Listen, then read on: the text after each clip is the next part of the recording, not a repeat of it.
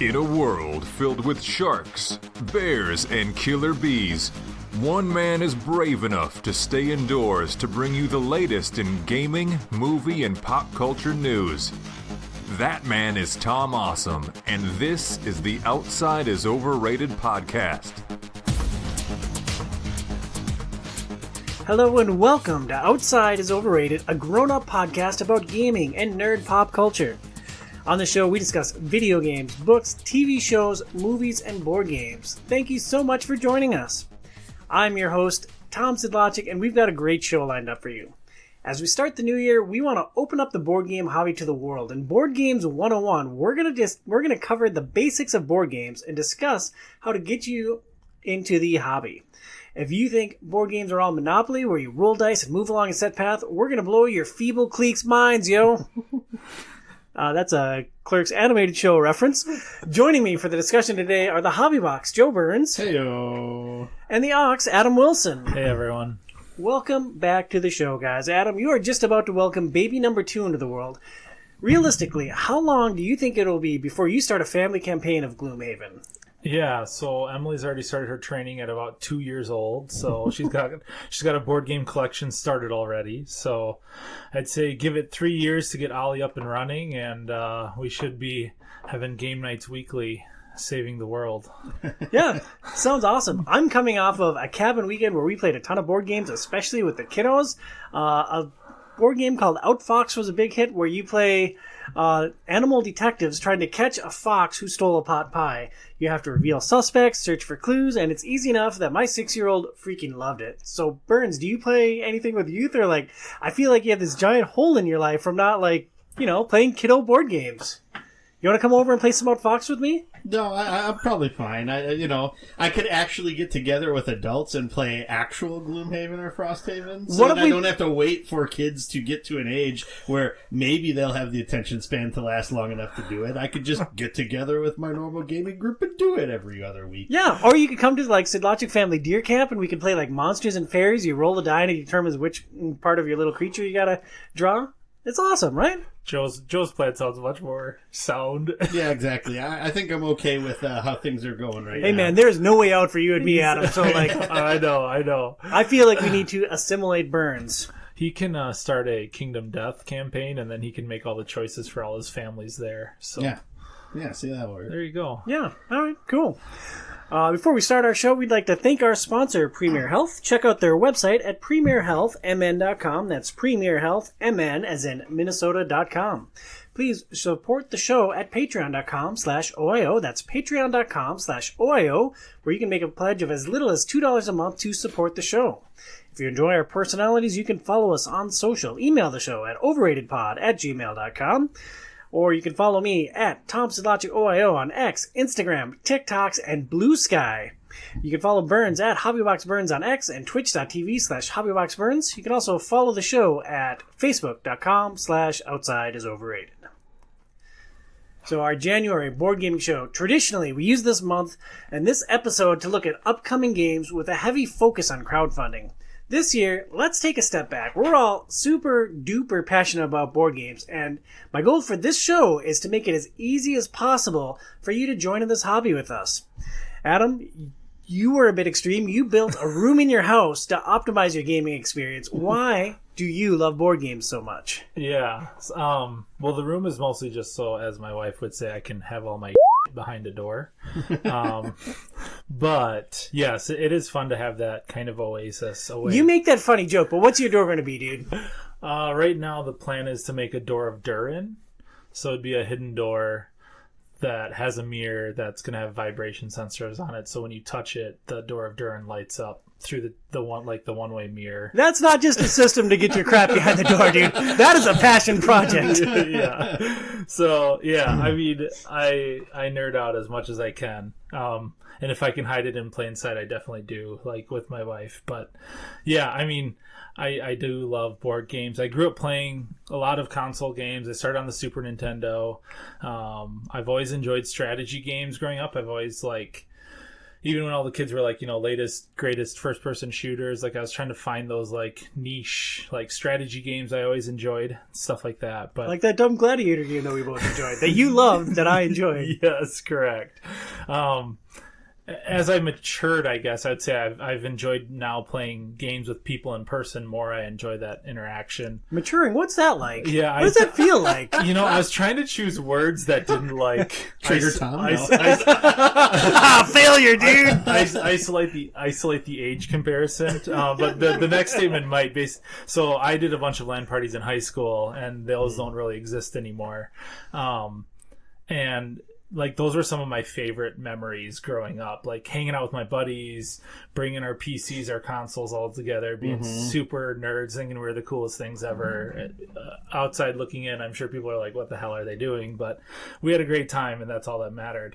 Board games now let me play games with people in person, I guess, and it's becoming more popular, so less like it'd be really hard to be like, hey, let's do like a let's come over and play Mario Party these days. Like no one would. I don't think that jives with a lot of people outside of like your family that lives in the household or what at holidays or whatever else. Mario Party sucks, dude. Well, Mario Kart, take your pick. Mario Party exists just to like ruin everybody else's fun, including yourself. Right. I feel like Mario Party is like a form of torture that people think is fun, or think going in is fun, and then they find out my thumbs are completely sore. I'm pissed at everybody in the world right now. That sounds like Casey playing board games with me, dude. Okay, so the comparison lines are being drawn here on exactly where I'm going. So basically, I love that human interaction of playing games together, whether it's a co-op or versus, right? It's always fun to give your friends crap, but it's also always fun to like team up with your friends and try to overcome a challenge too. So, and then for me, and I think this is why I lean towards more deluxe games, there's that like element of like table presence and like just that cool deluxe component in your hand that just really does something for me, I guess. So that's kind of where I'm at. Yeah. Bernsey, what about you? Yeah, I mean, like Adam, I mean, like all of us, I've enjoyed playing games for my entire life. And it's one of those things where, even though I still like enjoy playing video games and love playing video games all the time, for me, the benefit of board games, on top of getting together with people, is it's actually a period of time away from screens that's entertaining. We spend all day looking at a computer at work. We get done with the computer at work, and then we're looking at a TV screen to either play a video game or watch the news or watch a movie or a TV show or whatever. And it's like, it's nice to get together with people and have something that's structured, that is in depth, that you can play, and it's like I can just leave my phone away, not look at it, not have to worry about being in contact with like the outside world.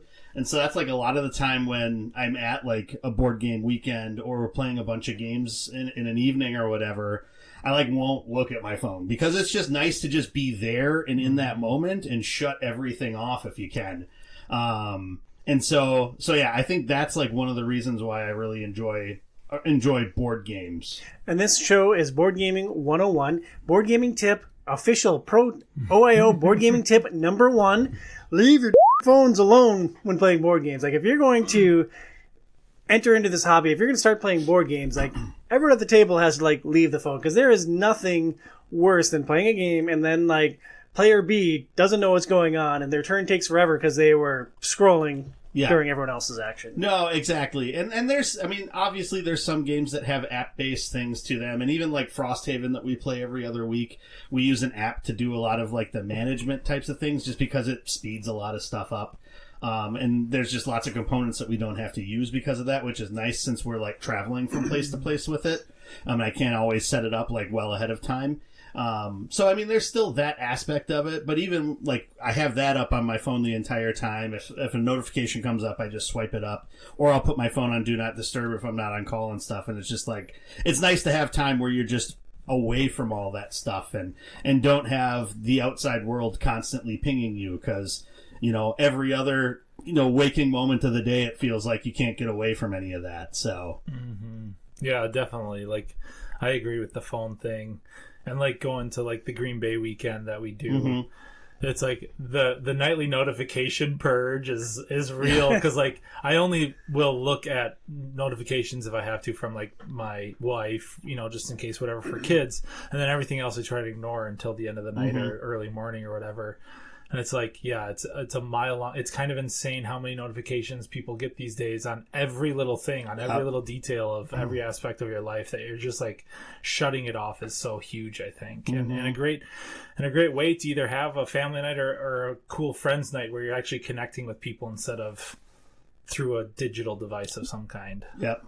Yeah, connecting with people is the key. I think that shared experiences bring people together, and board games give you so many opportunities for that. Whether it's pulling off an unlikely victory, whether it's making an unexpected alliance, or like screwing your buddy over at exactly the right moment. Not that I know what that experience is like.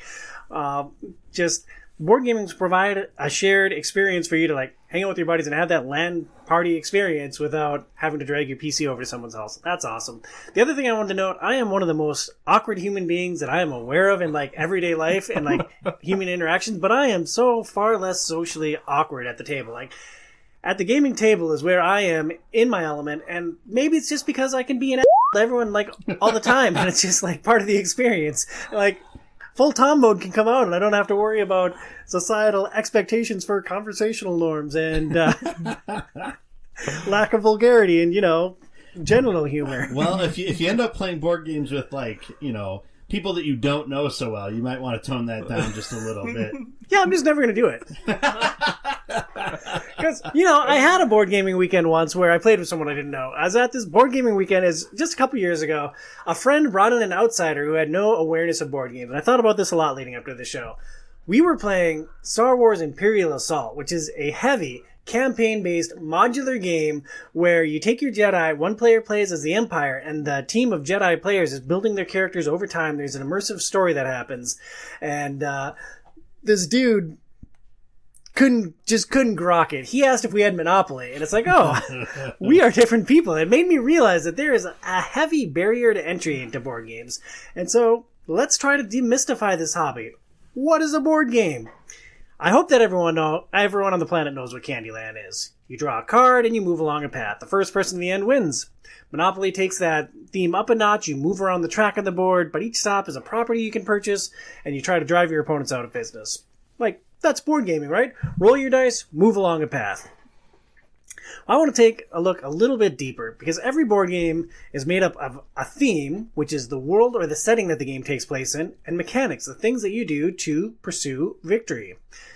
If you look at Candyland, the theme is a sweet fantasy. You're in some kind of treat that in your dentist-hating homeland trying to win the race home.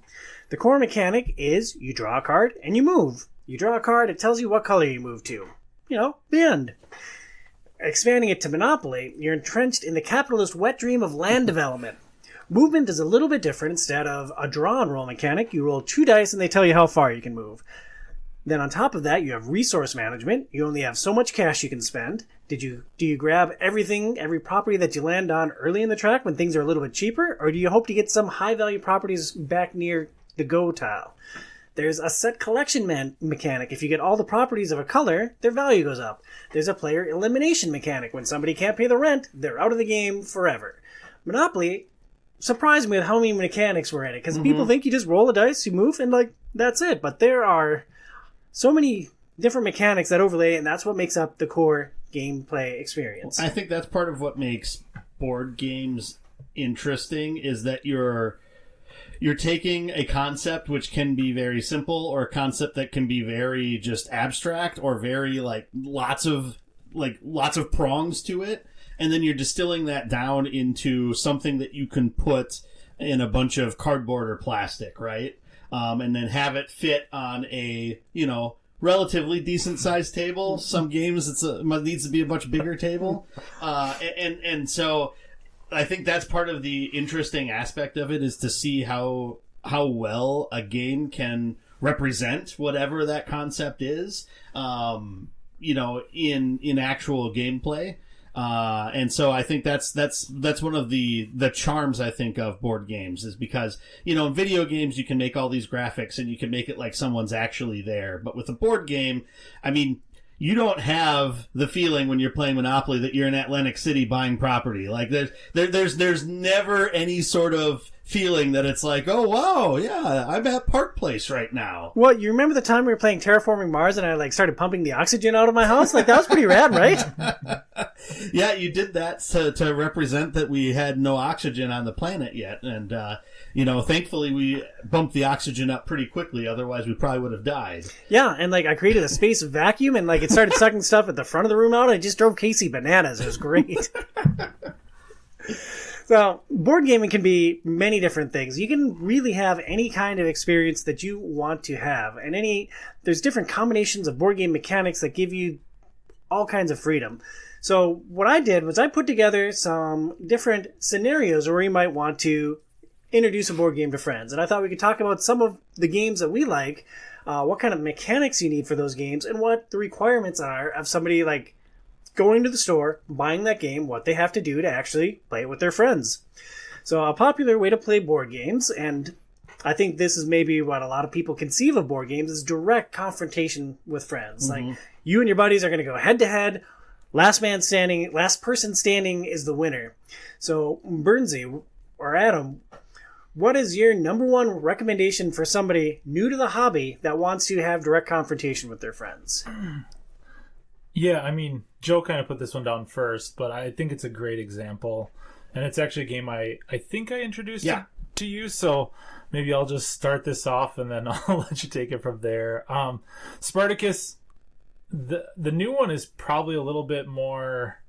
I guess I don't know. They did a reprint of Spartacus, so it's available. It's more easily available now. Yeah, because it took out. So the original game was themed to and had images from the TV series that was on Stars. Yes. Yeah, and so the original one had that, and then it was re-released a couple years ago to remove all that and just have more generic art. Yeah, but it's still pretty much the exact same game. And it's not an overly complicated game, but it takes a couple interesting like phases and mashes them together. Mm-hmm. So you basically everyone is a house, and then you will buy and purchase gladiators in one phase, and you can fight them in arena in another, and then you're really just trying to race towards, it's called intrigue, but really 10 rep points or victory points or whatever. It's super interchangeable with those. But it doesn't have overly complicated rules. It's all pretty straightforward. I think the big thing with that is it's definitely mature themed. There's some very mature words used, which are like, I guess, kind of appropriate to the times. But, that's just like a little asterisk to the game. I mean, you're buying slaves either to fight in the pits or to help like clean your houses or support your gladiators. So I mean, there is that aspect of it. Now, granted, this is a part of our history that we can't really run away from. But it's one of those things where if you're not really down with that as being not necessarily the central theme, but sort of a background theme permeating throughout, it might not necessarily be for you. But yeah, it's all about generating resources and managing those to be able to buy better gladiators or buy better support staff to be able to help you do better throughout the game. And then you bid on different things. You also bet on who's going to win or not. And then everything, when you actually have the gladiator fights, it's sort of a grid-based kind of combat system in the gladiator arena to see who wins. Yeah. And do you think it's really streamlined enough that somebody brand new to board gaming could buy this game, say, hey, three buddies, let's fight our gladiators? I mean, I think so.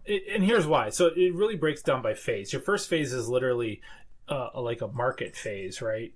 Where you're like flipping over cards one at a time and you're blind bidding. Like, that's not that complicated. And I know maybe that's coming from someone who's played a bajillion complicated board games saying, well, that's not that complicated. But I think it spells out in the rules pretty straightforwardly. And for our brand new audience, what is blind bidding? So you flip over a card, there's an asset there that you're going to want. How does blind bidding work? So you're going to have 4 cards you're bidding for, and then you're going to flip one at a time. So you don't know what else is coming in down the line in the market phase. Everyone has an X amount of gold that they've acquired over previous rounds or whatever. All the houses start differently. So if we're coining terms here, everyone starts asymmetrically. So everyone's a slightly different start. Mm-hmm. And then you're going to basically, whatever that item might be worth to you, because when you buy like a shield type, like a tower shield, all your gladiators in your school get that tower shield, not just one. Mm-hmm. So it's like some items could be well worth more if it's playing into your gladiators better, or that's also when the slaves or new gladiators can pop up to purchase for support or fighting, but you don't know. So you're going to basically take, if I have 5 gold, you're going to put 3 blindly in your hand and hold it until everyone else is ready, and then everyone reveals what they've bid for that item at the same time, and whoever has the most wins. Yep. And your money, like however much money you have, is hidden. Like you have a little shield that's up on in your play area, and you keep your resources behind that. Mm-hmm. And so people usually have an idea of how much money people have, but yeah, right. That's part of the mechanic with blind bidding, is that they don't know exactly how much you're bidding, and then you're just sort of putting it out there to see who wins then, and then you kind of go from there. Yep. And I guess to preface too, this was actually one of my first games getting into the hobby. It was one of the first years I went to Gen Con. I played a very small demo of it. And when I say very small, it was a very, very short demo. Mm-hmm. And we played it a ton after I purchased it. So definitely something where it's not like I've had all those years of experience when I got into this game. So it's definitely something that I think could be picked up by someone. And if I can do tip number 2, because Tom, you mentioned, are people going to be able to just sort of pick things up? And, any of these games that we talk about, they're going to come with a rule book of varying quality and varying yes. length. Some rule books are really do a really good job of explaining how a game works and making it so you can understand it without having any concept of how it works. And some of them are very bad or very poor. And so my tip to you would be to use YouTube as your friend. Look at how to play videos. There's some out there that are better than others as well. But if you watch 1 or 2 of those videos for whatever game it is that you're wanting to play, they do a really good job of at least showing you the components so you get a little bit of an understanding of how that works. And then giving you an understanding of the sort of the order of play that you have to go through in order to do an entire turn. And if there's multiple phases, how each phase works. So that, if you read through the rule book, watch one of those videos, you look through the rule book again, it'll all make a little bit more mm-hmm. sense. And so that's something, if you're bringing a game and you're trying to prep, that's a really good thing that you can do. I'm glad you brought up prep, and I should have said this at the top of the show. Like, the biggest barrier to entry into board gaming is just being willing to prep. Like, mm-hmm. if you're going to expect someone to play a board game with you, if you bring the board game to the table, you need to know how it works. And, if you want to get into the hobby, if you're going to go buy a game, you're going to have to read a rule book, and it's very helpful to watch videos. Just know that, you're not going to rip the plastic off these games, punch it out, and be like, go. There is some degree of work with picking up any of these games that we're going to talk about. I guess that's another good point. If you just bought a game and you want to play it with people, remember that you're going to have to punch everything out, organize it all. So it's you can't just, have it there in the shrink wrap and be like, oh, everybody's here, let's play. You're probably going to need to tear that open, punch a bunch of things out, get rid of some cardboard, organize it a little bit in order for people to be able to play. I've had a friend come over for a couple's board game night with a game in plastic that they had just bought at the store, and they said, well, we're going to play this. I'm like, great, how do you play it? And they're like, I don't know. I'm like, oh. And my head explodes, but we got through it. I'm going to bring one of my games over for you, Tom, and let's do that with, huh? I was going to say, is that phase, is that process, is that better or worse than when someone says they know how to play a game? I've played it before, I know how this works, and then you sit down to play it, and it's very clear that they have no clue what's going on, and then you have to read the rule book to figure out how that works. I think you're referring to a very specific shared experience that we had. I will say it was less frustrating when the friend brought over the game in plastic because they're newer to the hobby. Yeah. And they were excited about this, and it was the game was a Marvel property. It wound up not being that complicated. So I had to read a rule book on the spot and get everyone through it, which I wasn't thrilled about, but we still had fun. In the other experience, when somebody brings a game that they have some base level of familiarity with, if they don't know the nuance of the game, if they don't know the edges that people are going to push, I am a highly competitive person. And I am going to find ways to try to dismantle the opposition. And I'm going to try to find every edge and advantage. And like, you can't bring a game to the table, the base level of familiarity, if you're not ready for some of those questions. Because like the game that we played, like we spent nearly as much time in the rule book, like passing the rule book back and forth or looking it up on our phones as we did actually playing the game. And that's not an effective use of time. Right, and it's not super fun. I mean, some people do enjoy like figuring that out. But yeah, if your whole idea was to get together, you know, a couple couples and play through a game and have fun, you know, part of that fun wasn't really envisioned like, oh, let's thumb through this rule book a bunch and see if we're doing everything correctly or not. Yeah, I'm glad you're at my house. You have a drink. I'm just going to read this rule book for the next 15 minutes. It's great fun. But let's come back to Spartacus. That's the game that we were talking about. Greek theme, gladiators, Greek, Roman. I know nothing about history. I'm a big world idiot. Roman theme, gladiators. You have some resource management, some blind bidding, grid-based combat where you can take on your buddies, and gladiatorial combat. What kind of barriers to entry are there for Spartacus? Like what, in very like tactile terms, what do you need to play Spartacus? So the game's about $45 online. I mean, that's the thing. You can find deals on things. I don't remember if $45 was the MSRP or what I saw on Amazon when I looked it up. Yeah, for the prices that I list for my games, I try to do MSRP. So we're going to be kind of all over the place. Yeah. Like, we live in a world with a bountiful board game economy. Like, you can find deals all over the place. Buy at your local game store. Add like 10 to 15% or 10 to 20% onto every price that I mentioned, because who knows? And the game works best. You can technically, I think, play it with 2 players, but it works best at 3 to 4 players. So you're going to want to have that many people. Be fine with depictions of slavery. I don't know. Otherwise, I think that's really the only barriers with it. You have to go in knowing. You have to go in with not a casual mindset, but you will be backstabbed, and you will backstab others in this game. So, like, sounds awesome. I want to play this. Yeah, Pat, come back. So, like, you have to just know, like, the people you play with. You can't have someone that gets very offended very easily, and that's not even about the slavery theme. That's just about like the gameplay itself. Yeah, the rules literally say if you can get away with cheating, good for you. Like it like calls it out. Like, yeah, if you can cheat, that's part of the theme.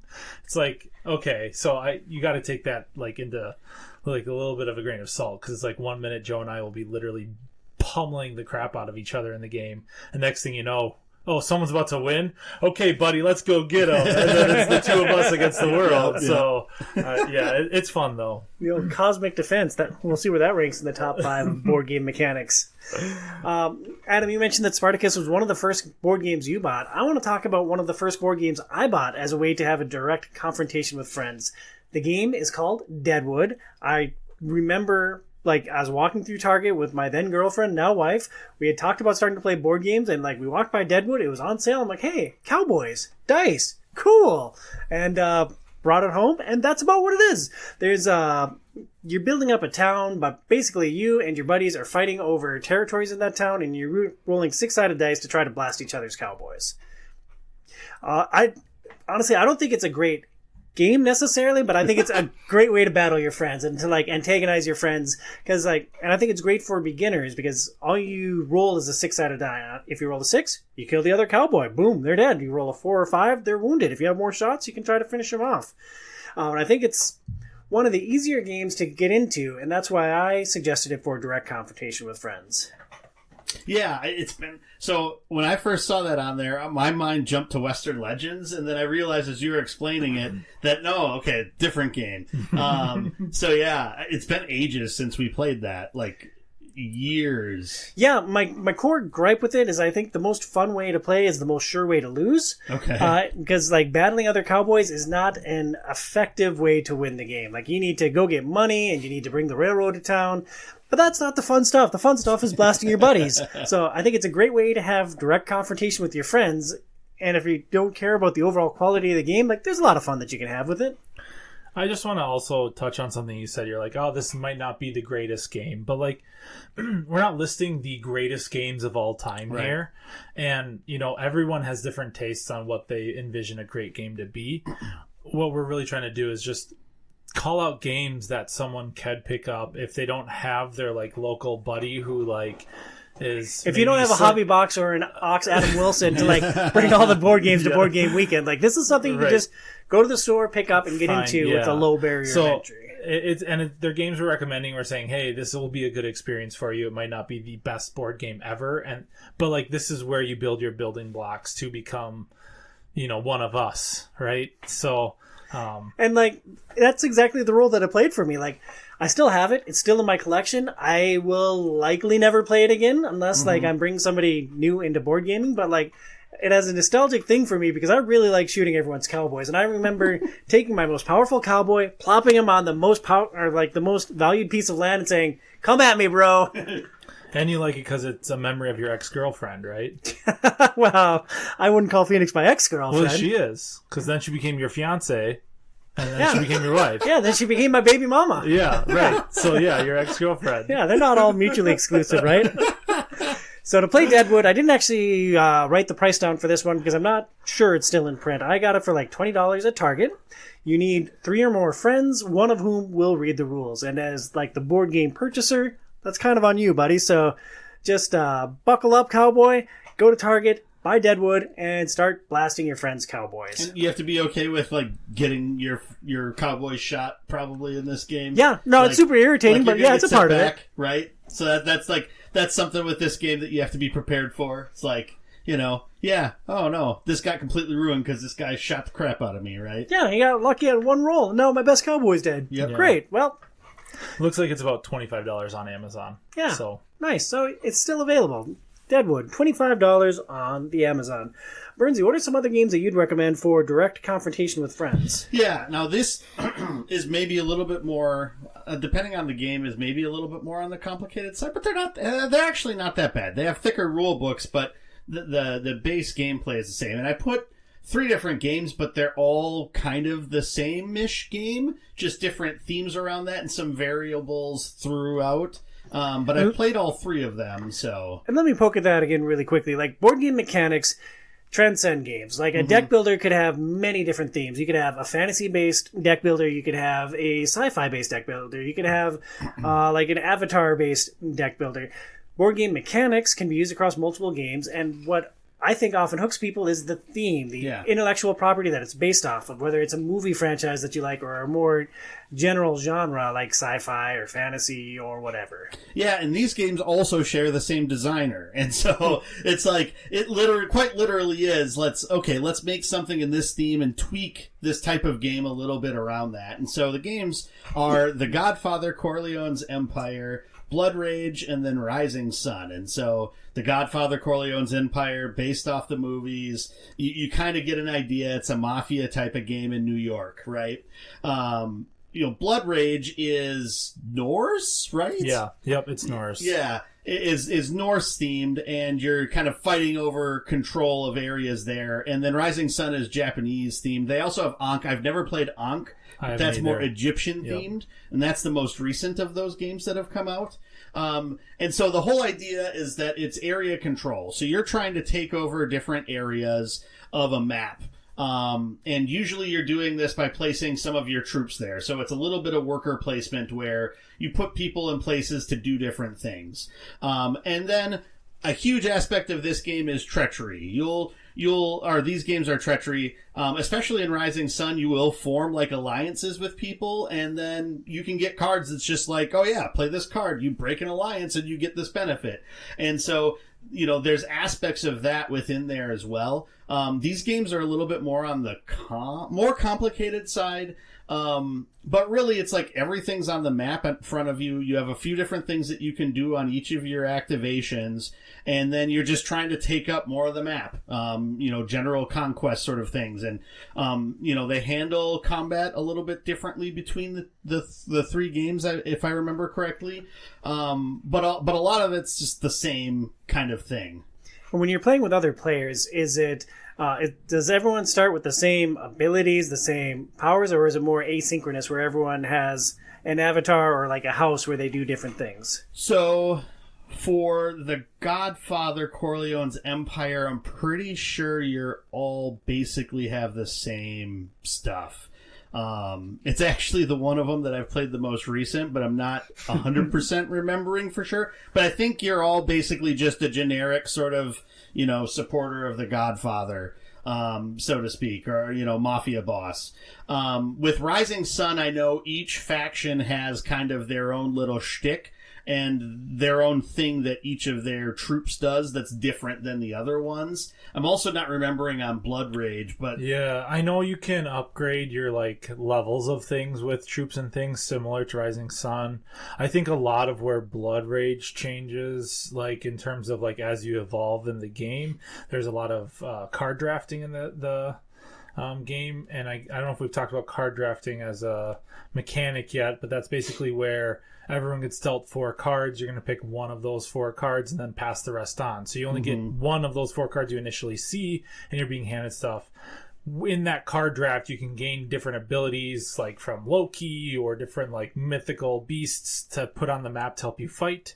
And I know that's how Blood Rage then differentiates. I can't remember if you start different. You might have similar abilities to upgrade similarly, but I think maybe there might be some slight variation on warrior strength or something with your factions in Blood Rage, but I can't 100% remember. Yeah. And so, but I mean, these games, when I think of actually directly competing with everybody on the table, these games are kind of examples of that. And then you sort of get a gauge of your progress by how much of the land do I control and how many points do I have? And so, it's a good representation, I think, of that free-for-all nature. Sometimes you're attacking this person across the table. Other times you're attacking this person. Sometimes one person attacks everybody or does something to hurt everybody. And so I think it's a really good kind of just uber competitive system for everything. Now, these games are a little bit more on the expensive side. I believe they're all $60-ish. The Godfather, I'm not 100% sure how in print that is anymore. But I know that Blood Rage and Rising Sun are. Rising Sun's probably the more expensive of the 3. That one's maybe up more in the $80 range. I think Blood Rage is too. I think Blood Rage and Rising Sun are about the same. I think Corleone's is a little bit cheaper if I remember correctly. And it's so, and that's the tricky thing is games have gone up in price in the last 5-10 years. And so what used to be the common sort of price for a board game has gone up by a certain factor. But with this, with these games, you're going to play up to 5 players. They usually play better the more players that you have, just because then there's more room for confrontation when you're trying to take over pieces of the map. And then with Rising Sun specifically, if you have some of the expansions, you can play up to 6 players. Yeah, and I guess just kind of taking that direct confrontation mechanic or theme, I feel like I always associate area control with that the heaviest because in area control you have to be picking people to attack. That's the point of the game is you are trying to control areas, and if Joe has the area I need, I have to attack him. I can't attack Tom and be it's okay, I'll get Joe next time. It's nope, sorry, I gotta attack Joe again and again until I get what I need. So that's definitely one that I associate heavily, not saying it's exclusive, but area control most of the time is going to be a heavy confrontation style mechanic. And it's not you can just sit somewhere and develop resources or things like that. Basically everything in the game is you got to fight to take over more things because that's how you get the points. Yeah. Risk, right? Risk. You're going to muster some resources, you're going to put them on the board, you're going to fight, and then you're going to get your updated benefits from that. So those are our recommendations for games where you can have direct confrontation with your friends. They were Spartacus, Deadwood, and the trio of The Godfather, Corleone's Empire, Blood Rage, and Rising Sun. If you're looking for a competitive experience where you're not necessarily going head-to-head against your friends, but there's still a clear victor, we put together some games for indirect confrontation with your friends. Adam, I think this first game on the list is yours. Well, once again, Joe and I have played a lot of games together, so I feel like we have a lot of similarities in tastes and also just ideas of what's a good intro game or not. So I'll take this one. I'll let you take the next one first. But so our first game is Res Arcana. And I think Res Arcana works great because it's a very small format game. You can play it on a small table. It's easy to travel with.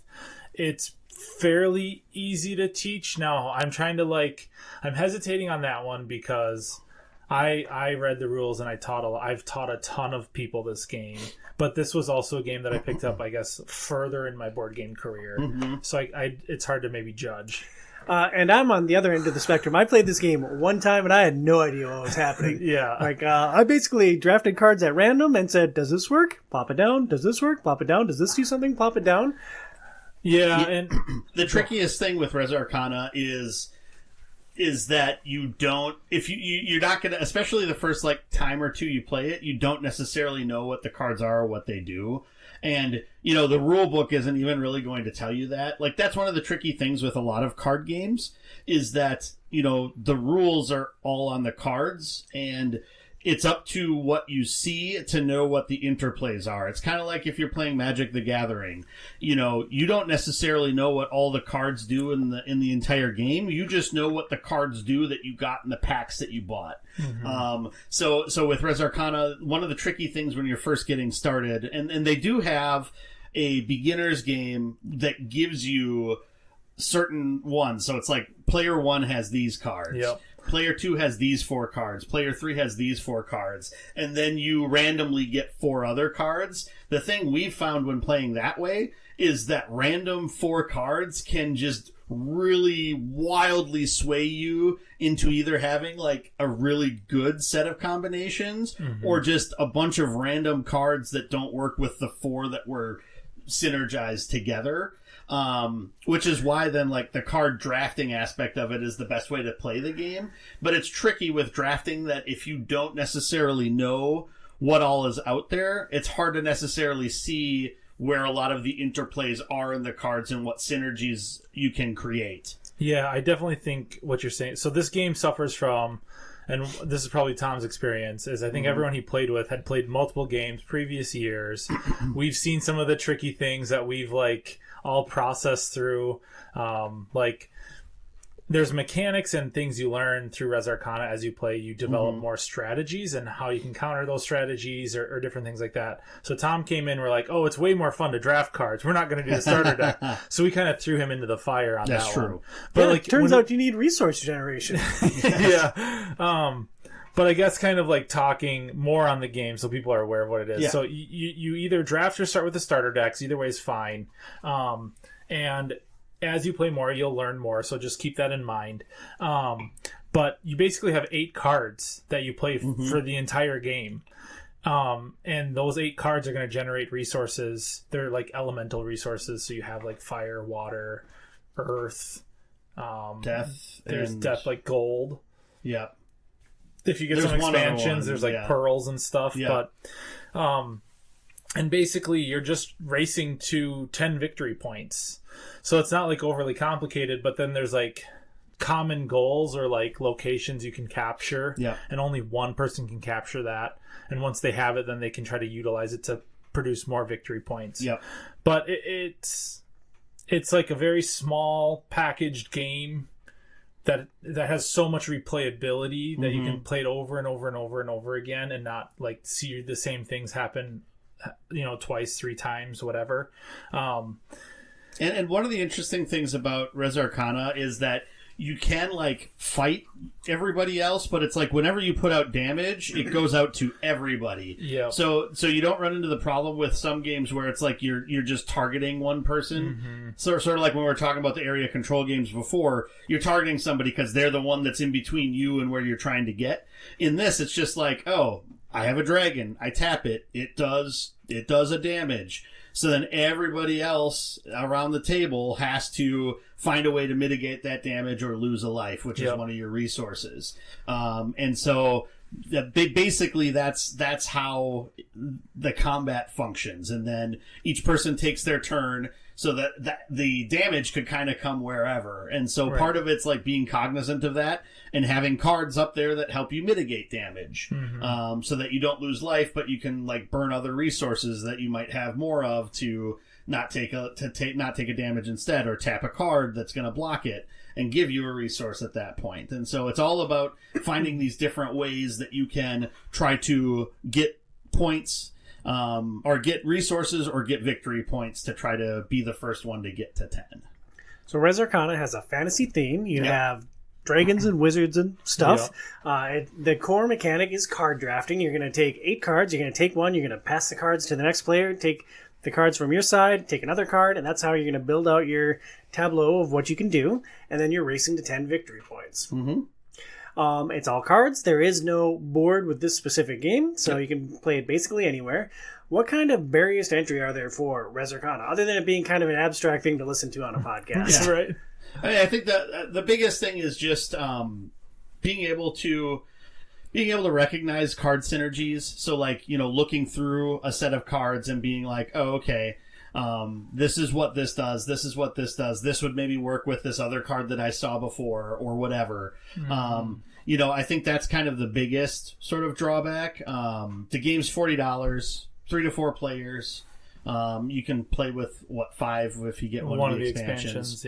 And so I think otherwise, I think it's straightforward. It's just like a lot of the times when we've talked about board games in the past, and maybe this is another one of our like rules about board games, is that the first time you play a game, you're probably going to suck at it, because you're not going to see everything that's out there. But as you play that game, you'll see all of these other combinations happening, and then that next game that you play, it's all going to make sense, or it's going to make a lot more sense, and you're going to know what to look for. You're going to have an idea of how you want to do it. And part of that comes down to, you'll get randomly to start with, you're playing a wizard. You get 2 wizards, you choose between those as you draft cards. After you draft cards, you choose which one of those you're going to be. And so you can kind of use those as a frame for what would play into, what this enchantress does, or what the, there's like a Beastmaster one or something that does. And then it's like, oh, okay, I need to look out for cards that feed into what this wizard does. I would just want to say, too, you said, like, the card synergies can be a little bit of a drawback. And I just want to say, actually, it can also be fun. Oh, no, it is. Like, when you're, like, discovering, like, after the first couple games, and everyone's kind of on the same playing field, and someone comes up with some, like, out-of-the-box strategy. I think the first time we played it was Jack that came up with some weird, like, resource-generating thing, and we're all just, like, mind blown and we're like, oh my god. And then, like, then everyone's trying to search for those cards next time you play, and then you think of something and you're like, oh, I've got I just thought of this. Oh, that does work that way. Yeah. And you start doing this mechanic, and you're like, I found a way to generate a bunch of gold one time, and everyone's like, why are you doing, hang on a second, I see what's going on here. And it's like that epiphany moment's really cool for a group. I know that you guys love this game. I know that you love this game, and taking my own experience with it out of the equation, do you think that somebody who's never played like a deck builder, somebody who's never played Magic the Gathering, somebody who's never played a completely card-based game would really be able to pick up Res Arcana at the store, read the rule book, and immediately jump into fun with friends? Yeah, I mean, so it's not something where you need a video to tell you how to play the game. Like, the rules are pretty straightforward how it works. Short. Yeah. And so you only have 8 cards that you're worrying about ever. Like, to get to those 8 cards you're drafting, and you're looking at a lot of cards and you're trying to figure that out. But I mean, I really don't think it's so complicated. And, like, maybe correct us if we're wrong. I don't think it's so complicated that you can't figure out how to play it. Yeah. With a group of people. A couple tips on that. One off of the whole, like, the first time you play, you're going to not be great at a game.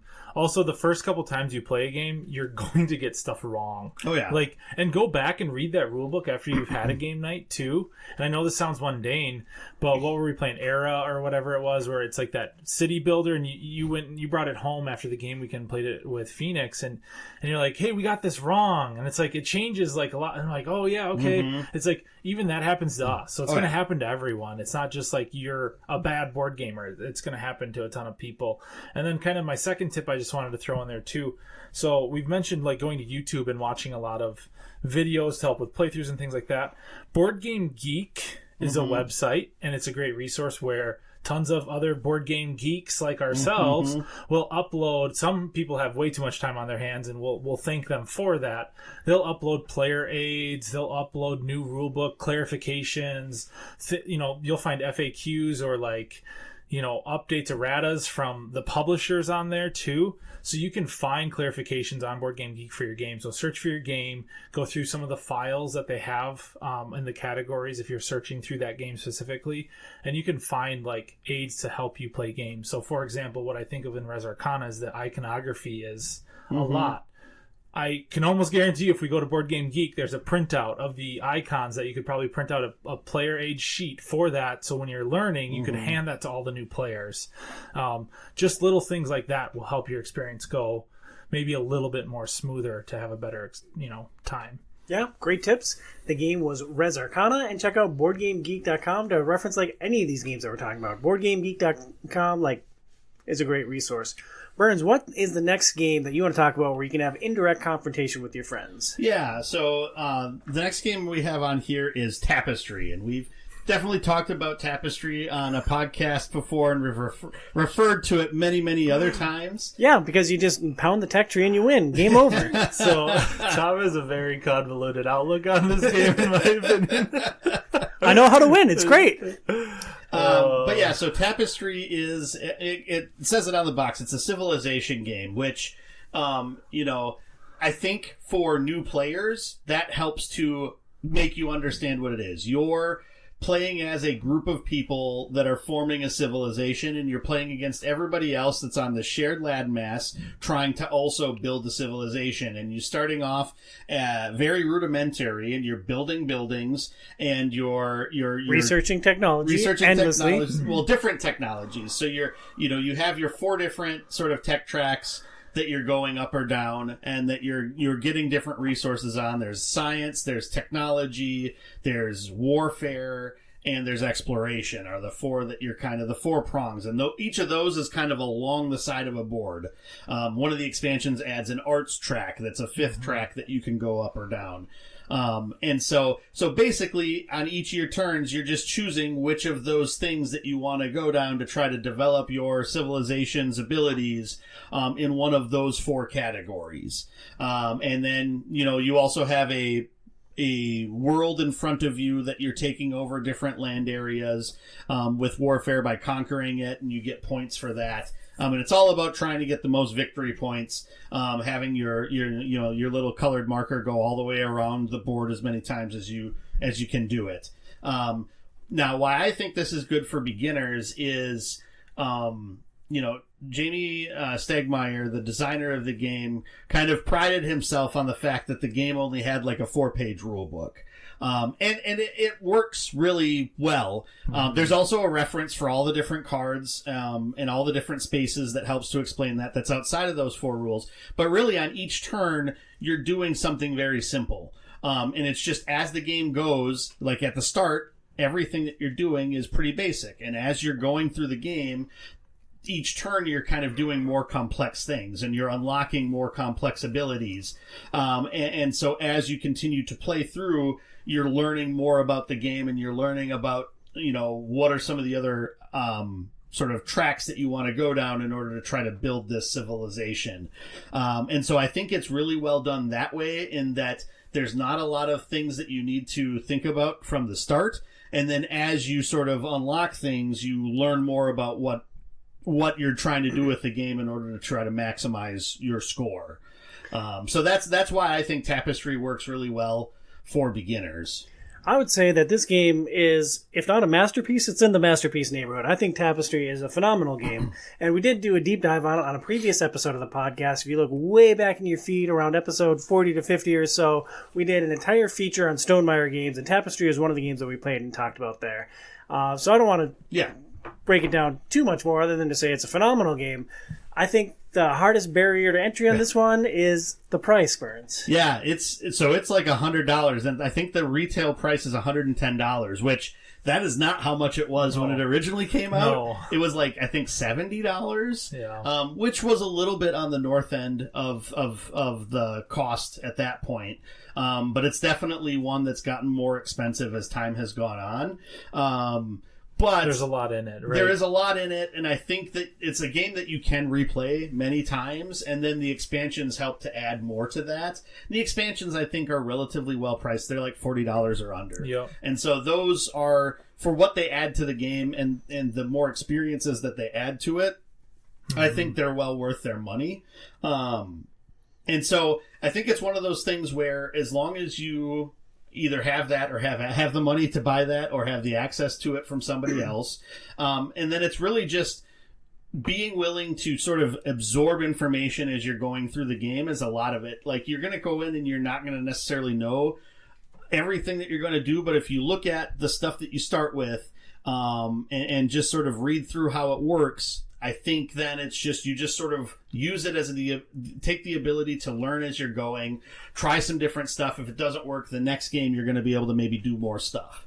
And one of the things that I love about this game, specifically on this show, and one of the reasons that I think it is so approachable for newcomers to the hobby, it's got a great single-player mode. So, like, even if you don't have a partner that's willing to play board games with you, if you don't have a gaming group established, even if that $100 plus price tag scares you, like, this is something that you can buy, and if nothing else, you can play it by yourself and get a really good experience with it. So, as opposed to all the other games we've talked about, I think this is the first game we've mentioned that has a single-player mode, and I've played it. It's really fun. You didn't play the single player mode? You play board games by yourself, Tom? I try to avoid it, but I did. You mentioned Jamie Stegmeyer. He sent me a review copy of this game, so I did play the single player variant as a part of my review, which is linked from Board Game Geek to our website, outsidersoverrated.com. So that was Tapestry. I think the next one we can skip. I had it in there. It's out of print at the moment until the new version or until the new expansions come out. Because I couldn't really find it anywhere online. So Merchant's Cove, I love that game. I think it's an interesting aspect to play with beginners. And I think it works, but it is a little more complicated, I think, than a lot of the other ones. I just want to go back to Tapestry really quick. I just want to mention one thing. Tapestry would suffer. So Tapestry is my favorite Stonemaier game. Like, spoiler alert, I guess. I don't know. But it does suffer from needing a large table. There is a lot. Every player has their own boards. You have the central board. You have the you have the tracks. You have the cards. You have the buildings on the side. Yep. You need a large... Like, you can't bring this to the airport and play while you're waiting for your plane. So just like some of the games we've mentioned, it's like you could technically play Res Arcana in the airport if you wanted to. It's that small. Like, this, you need to have a dedicated space to be able to play it. So that would probably be a negative of it as well, but just kind of trying to keep that in mind. So those are some of our recommendations if you either want to compete directly against your friends or indirectly against them. What if you want to play with your friends? Bernsey, anyone that listens to the show knows that you love Gloomhaven. So, like, is that your number one recommendation or what? Yeah. Or go straight to Frosthaven? Way to steal my thunder. No. But I'm pretty sure we talked about this on one of the board game podcasts before, at least. But Gloomhaven Jaws of the Lion, I think, it's one of the best examples of how to make a beginner version of a very complicated board game system. Or at least it's not very complicated, but it's something where, like, when people would start playing original Gloomhaven, I would offer my services to be a rules Sherpa in order to help explain how everything works and help them sort of get through the beginning parts, because first learning how to play that game, like, you take a lot of, like, you make a lot of mistakes with the rules in original Gloomhaven. But Jaws of the Lion has a basic, it's all set up with lots of things that are starter friendly. You have fewer... Oh, go ahead. Yeah, let's just set it up a little bit. Jaws of the Lion, or Gloomhaven, is a dungeon crawling game. Yes. You're going to play a hero. You're going to fight monsters. There's lots of combat. And now you can go. I just wanted to set it up that it's like that, a dungeon crawler. Like, fight monsters, gain experience, level up, get loot. Yeah, and so... you have your hand of cards, which are your abilities. And so basically when you play two cards out, you'll play one of the abilities will be on the top of one of the cards and the bottom ability of the other card. And that's basically what your action is. Whichever card you have face up first is going to be where you go in the initiative order. Monsters are going to be slated into there as well. And then it just sort of all plays out based upon what the initiative is from lowest to highest. What Jaws of the Lion does is it gives you, so normally your character that you're playing would maybe have a hand of 10 cards. It says, okay, you have a starter set of cards that will have, like, basically 4 abilities or 6 abilities that you'll have in your hand. And it kind of tells you to play these cards at this time and really leads you through the first scenario and explains everything about what you're doing and why it's happening. Which I think is just, it does a fantastic job of explaining how the system works. And then after you finish the first scenario, it unlocks more aspects of the grander game of Gloomhaven that came first. And then by the time I think you're through the first 5 scenarios, you're kind of up to speed and you have all of the full functioning Gloomhaven that you would normally have if you started the game. And I think it does a phenomenal job of explaining how everything works and layering in the different systems that you have, both either in game or like in like the sort of I'm trying to think like the city phase or whatever that you're doing outside of the actual like dungeon crawling, where you're developing your characters, you're buying items to use while you're in combat, or you're leveling yourself up. I think it leads you through all those things and builds all those aspects out extremely well and makes it super new player friendly. And I think it's at least when it came out, it was $50 to start with, which, you know, compared to how expensive, I mean, Frosthaven's $250 to buy. So it is a very new player friendly price point as well. Yeah, I think even at Target, I've seen it go down all the way to $25 on sales. So, say Pat listens to this podcast, he decides to get back into board games. He goes, buys Jaws of the Lion at Target, brings it home. How is he going to get the best experience as a new player experiencing this? Like playing single player to learn the mechanics and then perhaps sharing with a partner or with friends? Or do you think get everyone to the table at once and walk through? Yeah, I would say with Jaws of the Lion, I would say you just get whoever is going to play through the campaign with you to the table and play through the beginning scenario, because then it's going to say everybody plays with these X cards, and it's gonna lead you through how to do combat, how to do movement, how everything works extremely well. And so start off with that and then just sort of follow the game through with it. Now, one of the big constraints with Gloomhaven is like Jaws of the Lion, I think is like 22-ish scenarios in it total. Now, you might not play all of them, or I think it's 25 scenarios, and some things will get locked as you play through it, but I think like the main path is about 20 sessions or 20 legs to the campaign. So you're going to be playing this over a prolonged period of time. And so you need to be able to have a group that's going to be able to stay together, kind of like if you're playing like in a tabletop RPG group that's going to be able to stay together or get together multiple times over a course of time. And that feels like that ends up being the demise of many Gloomhaven groups in general, is that, you know, you start playing the game and then it gets difficult to schedule folks, and then eventually it just dies off because, you know, we lost 2 people, and, you know, I could play it solo or I could play it with the one other person, but it's just it's not what we were originally planning on doing, and so it kind of falls off that way. So you want to make sure that everybody's sort of ready for that commitment if you're going into that game. So that's probably the biggest constraint, I would think. And Adam, let me poke at you here, because you love games. Your wife doesn't love games as much. Is this correct? Would you ever consider like trying to do Jaws of the Lion with your wife, or like with a partner that's like, you know, lives with you and is forced to interact with you? Or is this a game that you would rather play solo than with a partner who isn't super invested in games? Are you trying to like foreshadow a future topic? I'm not sure.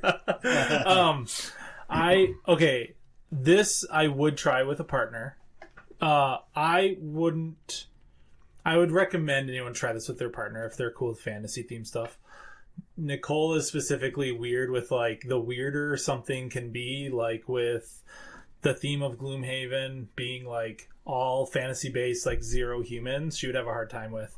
But there are, I think cooperative games are the best intro to board gaming in terms of game mechanics, just because working together to beat something is just so much more friendly than us playing like if 3 new players sat down and played competitively, you're gonna have one person feeling okay, you're gonna have one person feeling ecstatic, and you're gonna have one person upset.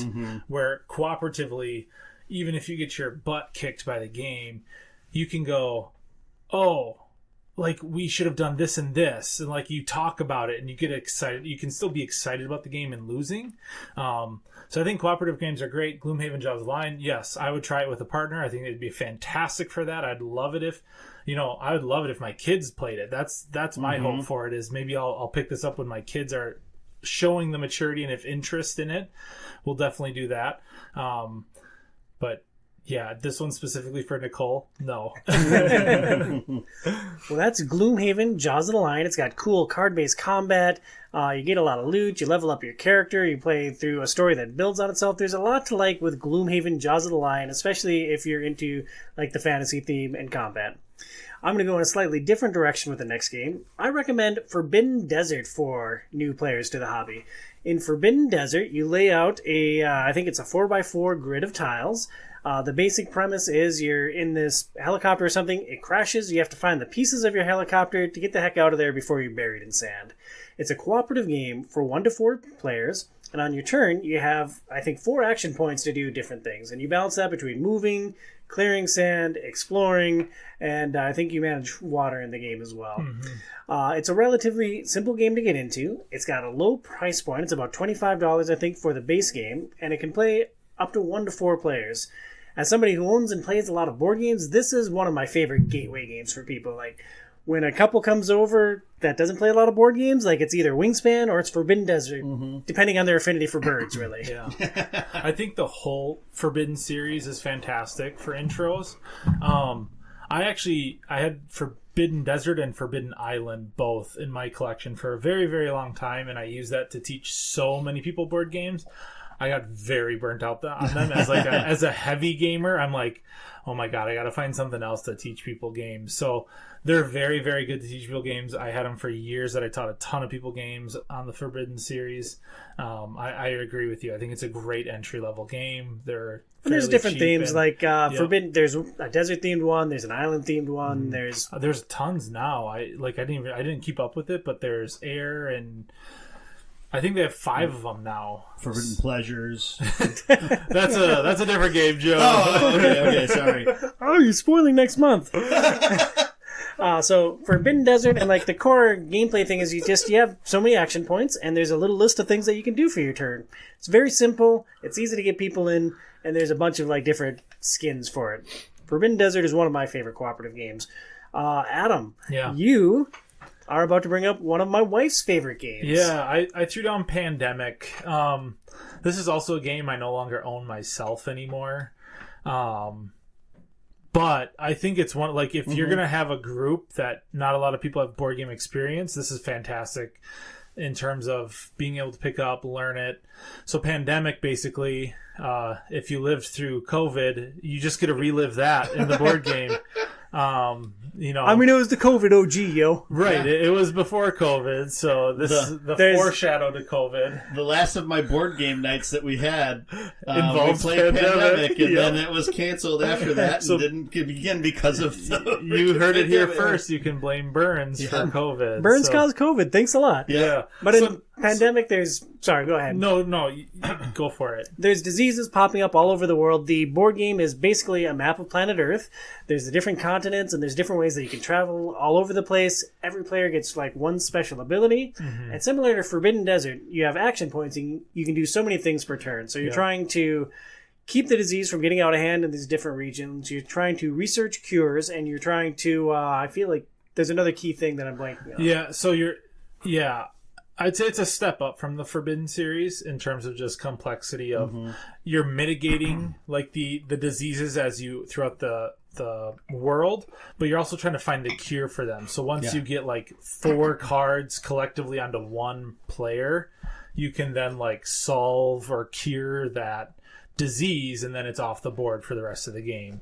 And so and like Tom mentioned, every player has a different character. So you have like an engineer, a pilot, and like the pilot can move faster, or the medical doctor can,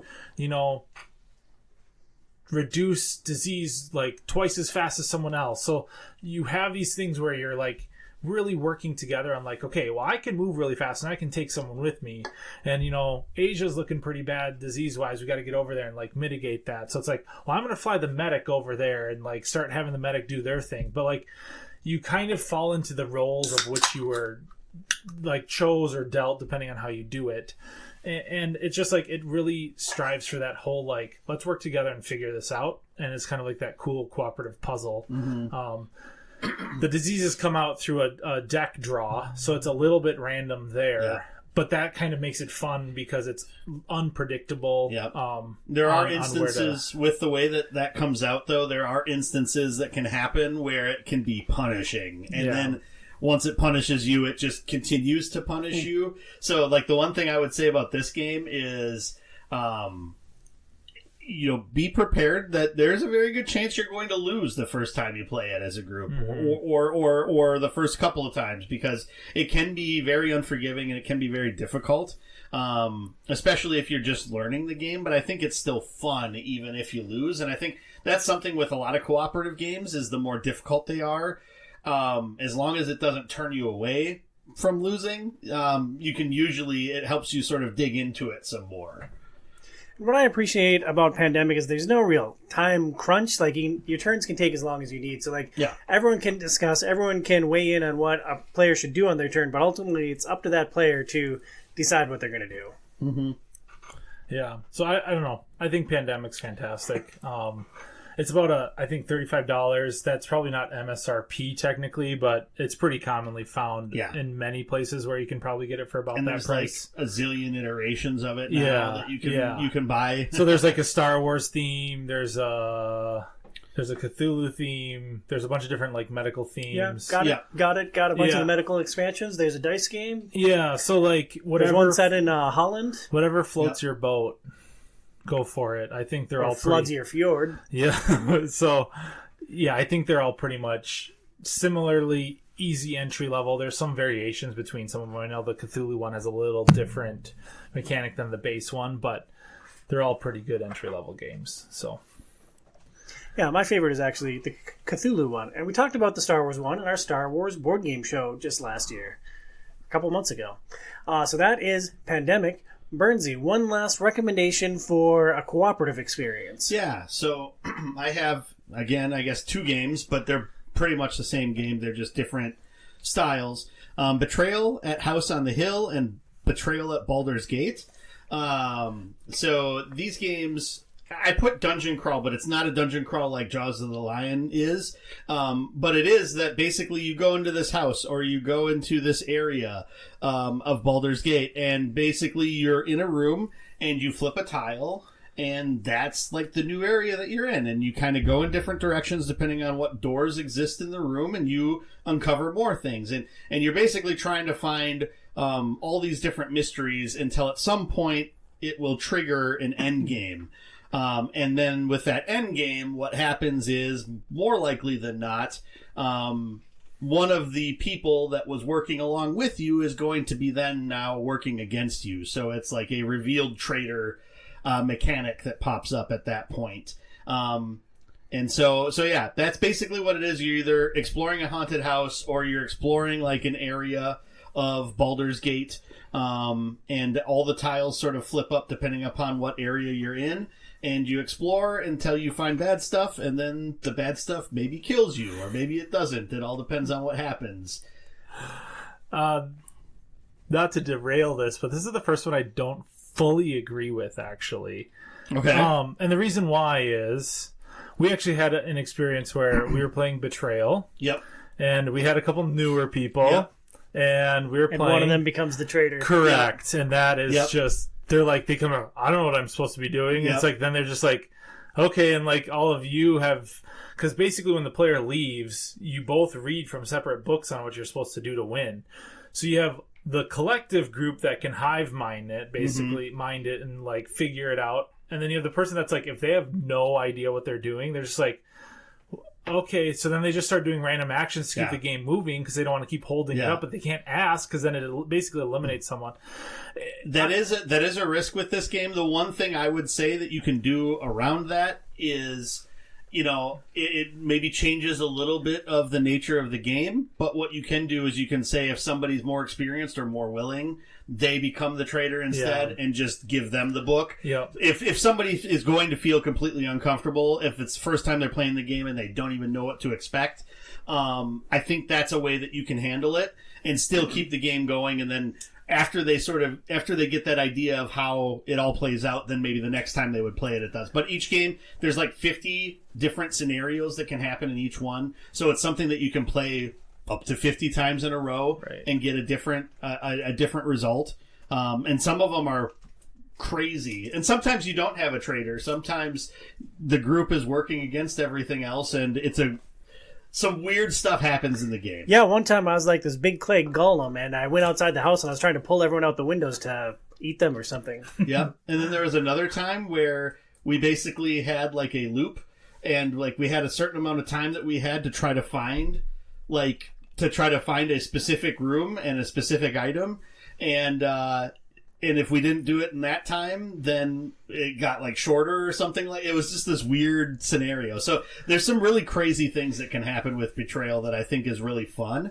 And it's the reason why I think this is good for beginners is as long as you don't become the traitor, there's not a lot that you're doing on your turns. You're flipping it over, you're exploring, you're choosing to engage with what's happening in the room. You're handling your sanity, maybe in and out of game, possibly, depending on what's happening. But I think it's just a lot of fun, and it's a little bit more laid back of an experience. Yeah, I don't want people to think I think this is a bad game or not good for new players. Mm-hmm. I agree. It can definitely be on this list. I just think like maybe it's one of those that you've tried one or two of the other ones we've mentioned previously, and you're starting to feel that gamer itch. Then go for this one. I like. Could you do it as your first game if you're super interested in it? Go for it. Like you'll figure it out. You'll be just fine, and with experience, it'll come to you. I just think I had that weird scenario where we were introducing people to games, and that was the traitor, and it was like, oh, we should have probably thought about that a little bit better, but that's just how it went. So. Yeah, Phoenix refuses to play it because she doesn't want to be the traitor. She doesn't want to be put on the spot as like the main villain. No, I can get it. I can understand that. But it is an awesome game, and there's some really cool stuff. I prefer Betrayal at House on the Hill, but Baldur's Gate is also pretty rad. Baldur's Gate's a lot of fun. So if you're playing games with family who don't typically play games, Adam, Joey, what would you recommend for like the number one game to play with your family? I mean, we've already talked about it in this, and we've already talked about it in another episode too. But it's Wingspan. So this is something that I've played with my family, which, haven't played anything super complex game-wise other than stuff that I've had them play. And my sister enjoyed it so much that, she ended up buying it, like, online before I left from their place on Thanksgiving when we played it the first time. And so basically what it is you're collecting birds. And that sounds stupid. It sounds really stupid, and I railed against it until I played the dumb bird game. Yeah. But what's interesting about it is you're collecting these birds, and each of the birds is then going to give you a specific action that'll happen, and it's one of 3 biomes that they can go into, and you're putting them into these 3 biomes. But then as you activate a biome, it triggers each of their actions. So you have an engine that you're building within your player mat. And so you're trying to collect these synergies between these birds, and sometimes they're going to gather stuff. So they're going to tuck cards underneath there, and then you get victory points for that. Other things, it's all about like gathering eggs and laying eggs. And for each egg that you have on a card, you end up getting a victory point. So it's just trying to find different mechanisms in order to build up as many victory points as possible to try to win the game. And we have talked about this game a lot. Yes. And if you're just going to like rip off the plastic and take like the beginner game and throw it out, like it would be a lot to manage. Like it wouldn't be approachable. But what does Stonemeyer Games do with this game that is so beginner friendly? Yeah, so and I can't remember. I think it's in like the versions of the game now. I think it's something that originally when it came out you had to get it separately somehow.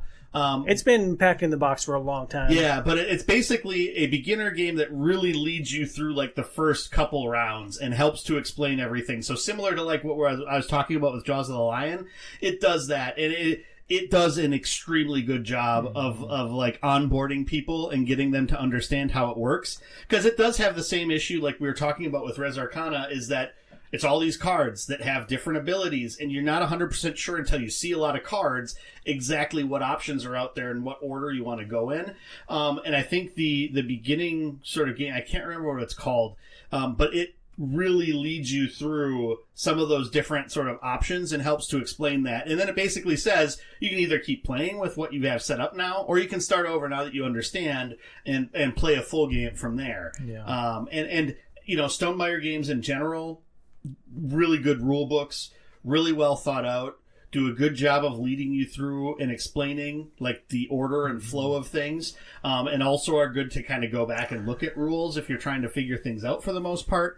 And so that's why I think, and just sort of the theme, it seems stupid for a lot of people, but it's innocuous enough that everybody knows what birds are and they can understand it. And you have a dice roller that's a bird feeder, and the dice come out of it. It's perfect. I hate that the theme is birds. I really hate that, but like everyone has some affinity for some type of bird. Yeah. Like Patton is turkey buzzard. Like everyone likes some dumb bird in North America, and like it's in the game. Like there are hundreds of birds, and like a birder will be delighted. I played this board game with a birder who doesn't play many board games, and they loved it. I played this game with hardcore friends, and they love it. Like everybody loves Wingspan. Yeah. It is a phenomenal game, and whatever the price point is, like this is a game that you will probably go back to again and again and again and again. It's probably one of my most replayed games. Tom, you kind of seem like a blue-footed booby kind of bird person to me. I love the tits, man.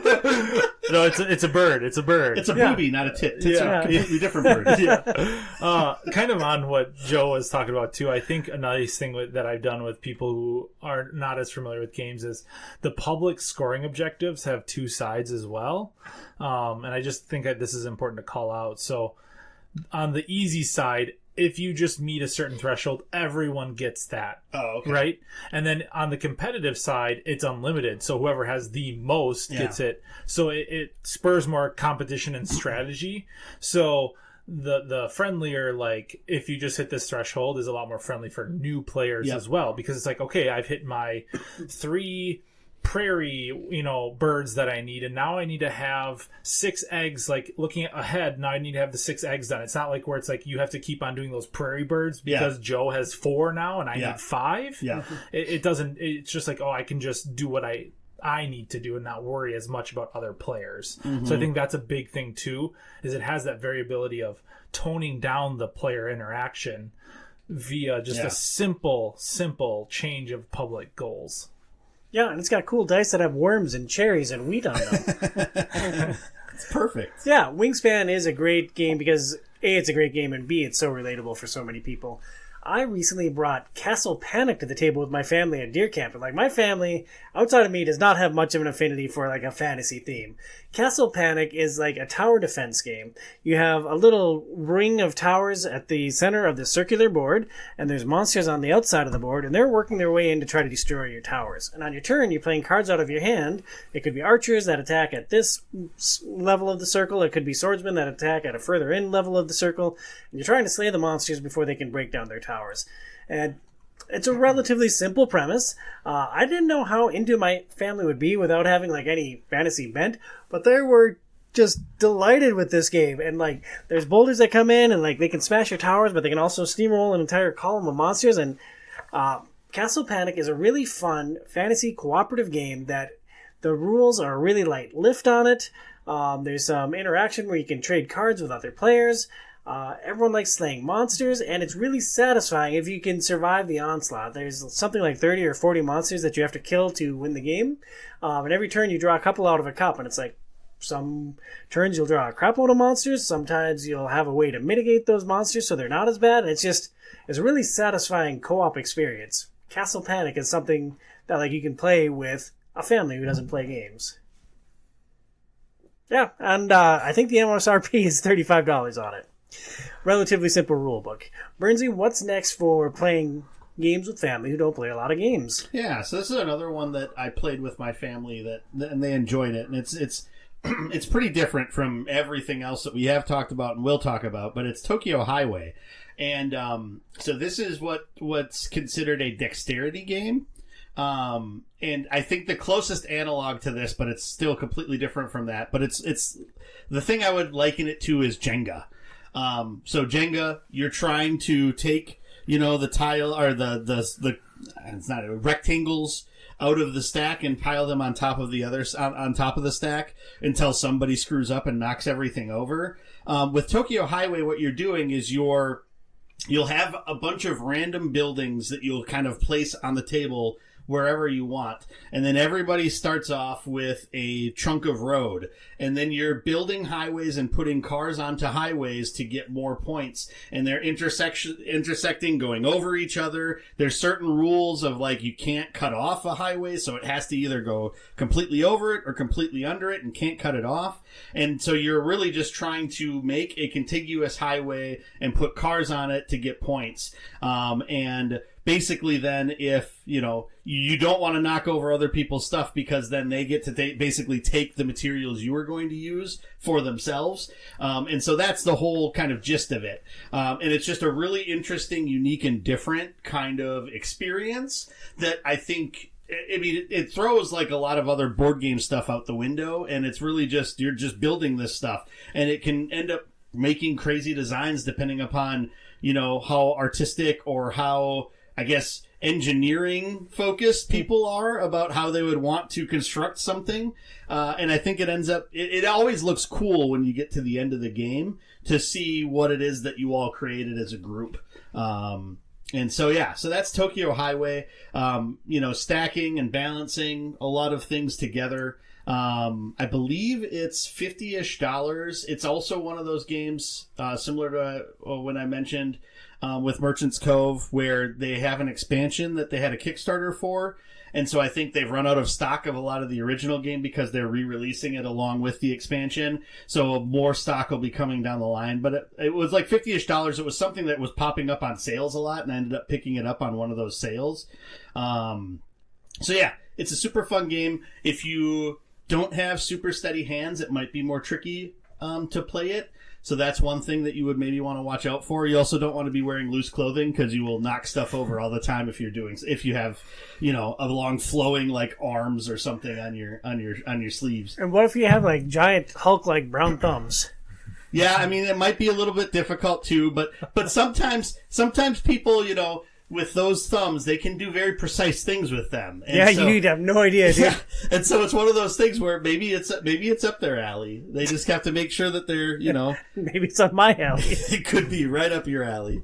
It's Tokyo Highway. I think it's a very different game, and I think it's good from a family aspect from that perspective. How big a space do you need for Tokyo Highway? Are you talking like a dining room table? Can you play it on a smaller space? We played it on like a dining room table. You play it on like a coffee table? You probably couldn't play it on like... You'd probably need something a little bit wider than this. So you probably need at least something that's like 4 feet wide by 4 feet wide. Or at least 3 feet wide by 4 feet wide. Because the dimensions aren't like super set.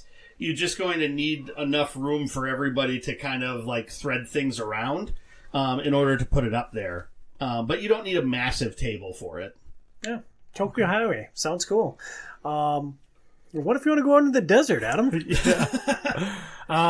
So I feel like I'm a semi-professional with families who don't play games. We've already mentioned Nicole's not a big gamer, and her family's even worse than she is because she chose to marry me, so she has to accept it at some point. The rest of them don't as much, but they try. So I've tried a few games on them. Camel Up is a game I want to just mention because it's one of two games that they've really taken to. It's the one we've played the most recently. And here's kind of the premise. You can play 3 to 8, so it's a great family game because you can have a big family and still play a bunch of people there. And it's very simple. It's dice rolling and betting, so everyone can kind of get on board. Basically, there's camels running around a racetrack, and you're betting on which camel's going to win.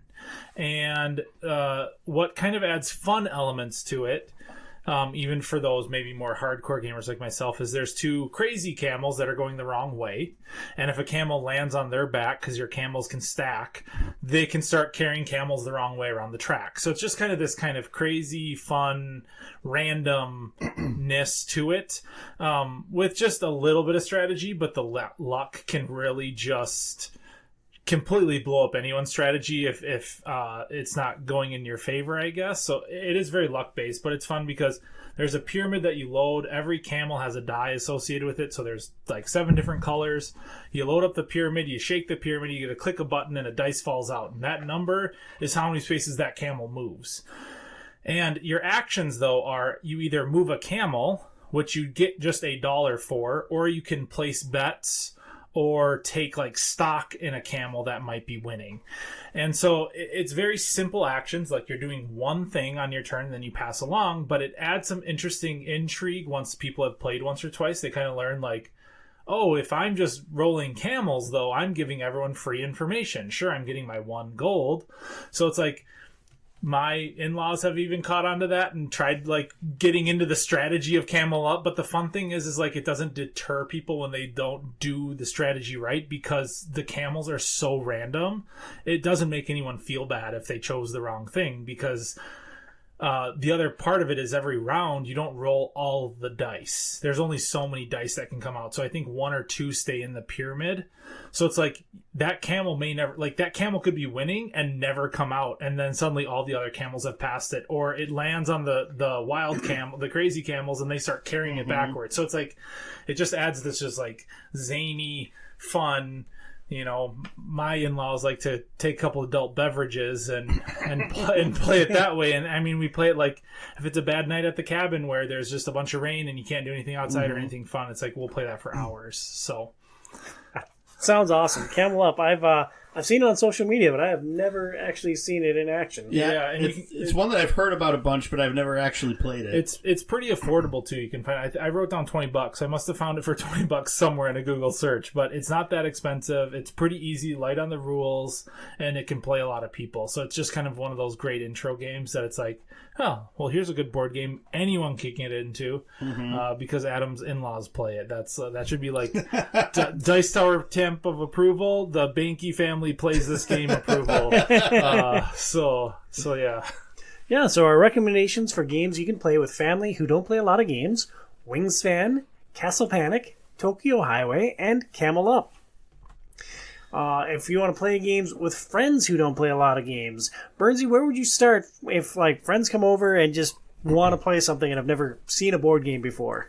Yeah, so I would go with Dice Throne or Marvel Dice Throne, depending upon, you know, what your affinity is for things. And so basically, I think the reason why it's beginner friendly is because you could just basically say Battle Yahtzee and you pretty much have it. Pretty much everybody, maybe not the newest generation, but I think most people have played Yahtzee in their life at some point. So you get the idea. You roll dice, you're trying to make a certain set of dice, and you have 3 attempts to do it. You're keeping dice, pulling dice out, re-rolling the others, and then you're trying to make a hand of the dice, basically. So what Dice Throne does is you're playing as a specific type of character. So if you're playing normal Dice Throne, you're like a gunslinger or a ninja, or a samurai, I think is one of them. There's like 12 or 16 different ones that you can play as. And what you have is you have a bunch of cards that have abilities. And then what you're trying to do is you're trying to trigger these abilities to do different actions. And some characters are much more complex than others. And usually, at least I know on the Marvel Dice Throne, but I'm pretty sure on the regular Dice Throne game too, it'll tell you how complex certain ones are. So if a newer player is playing, they can play with one of the easier to play characters, and it's really just like, oh, you make these things, you do this amount of damage to whoever you're attacking, kind of thing. The other thing is that you can level up your cards to get stronger abilities as you're, you know, rolling the dice and generating different resources. And so basically that's how it works. And then you're either playing as a team and fighting other people on the other team to roll dice, see what ability you trigger, and you either get those status effects, do those status effects to people, or do it to yourself, or do damage to somebody else. And that's the gist of how Dice Throne works. It's Yahtzee, but then it has a purpose to it instead of just mindlessly rolling things to try to check off a list. It's a really fun way to like have that direct confrontation with your friends. Like you battle with dice. All of your things are pre-printed, so it's relatively simple. Like someone can just pick up the 5 dice, roll them, and be like, "Oh, well, I can do this thing, or I'm close to doing this thing." Yeah. So I think it is really user-friendly in that way. And you get cards that allow you to sort of manipulate the dice a little bit, because sometimes you just don't roll the right things. So you'll get cards that'll allow you to say, "Oh, this you actually get to change one of your dice to something else," or whatever. And, you know, there's all sorts of different abilities that kind of come on the different cards too, depending upon which version of the game that you're playing. But I think it makes a lot of sense. You could have simply just buy a couple of the characters. They sell them in like 2 character packs and just play 1v1 with those two characters, or you can buy them as an entire set too. I think the character packs are like $20 and you get both characters, something like that. I didn't look up the price for this one, but it's relatively affordable, I think, to get into and play. And it can also be expensive if you're like, man, I really like this. How much is it to buy the rest? And you're like, oh, okay. Yeah. But I think it's a great recommendation for playing, an intro to gaming. Because, like you said, have you played Yahtzee? Yeah. Do you understand it and like it a little bit? Yeah. Okay, well, let's play it where we're fighting each other now. Like, game in a nutshell. Yep.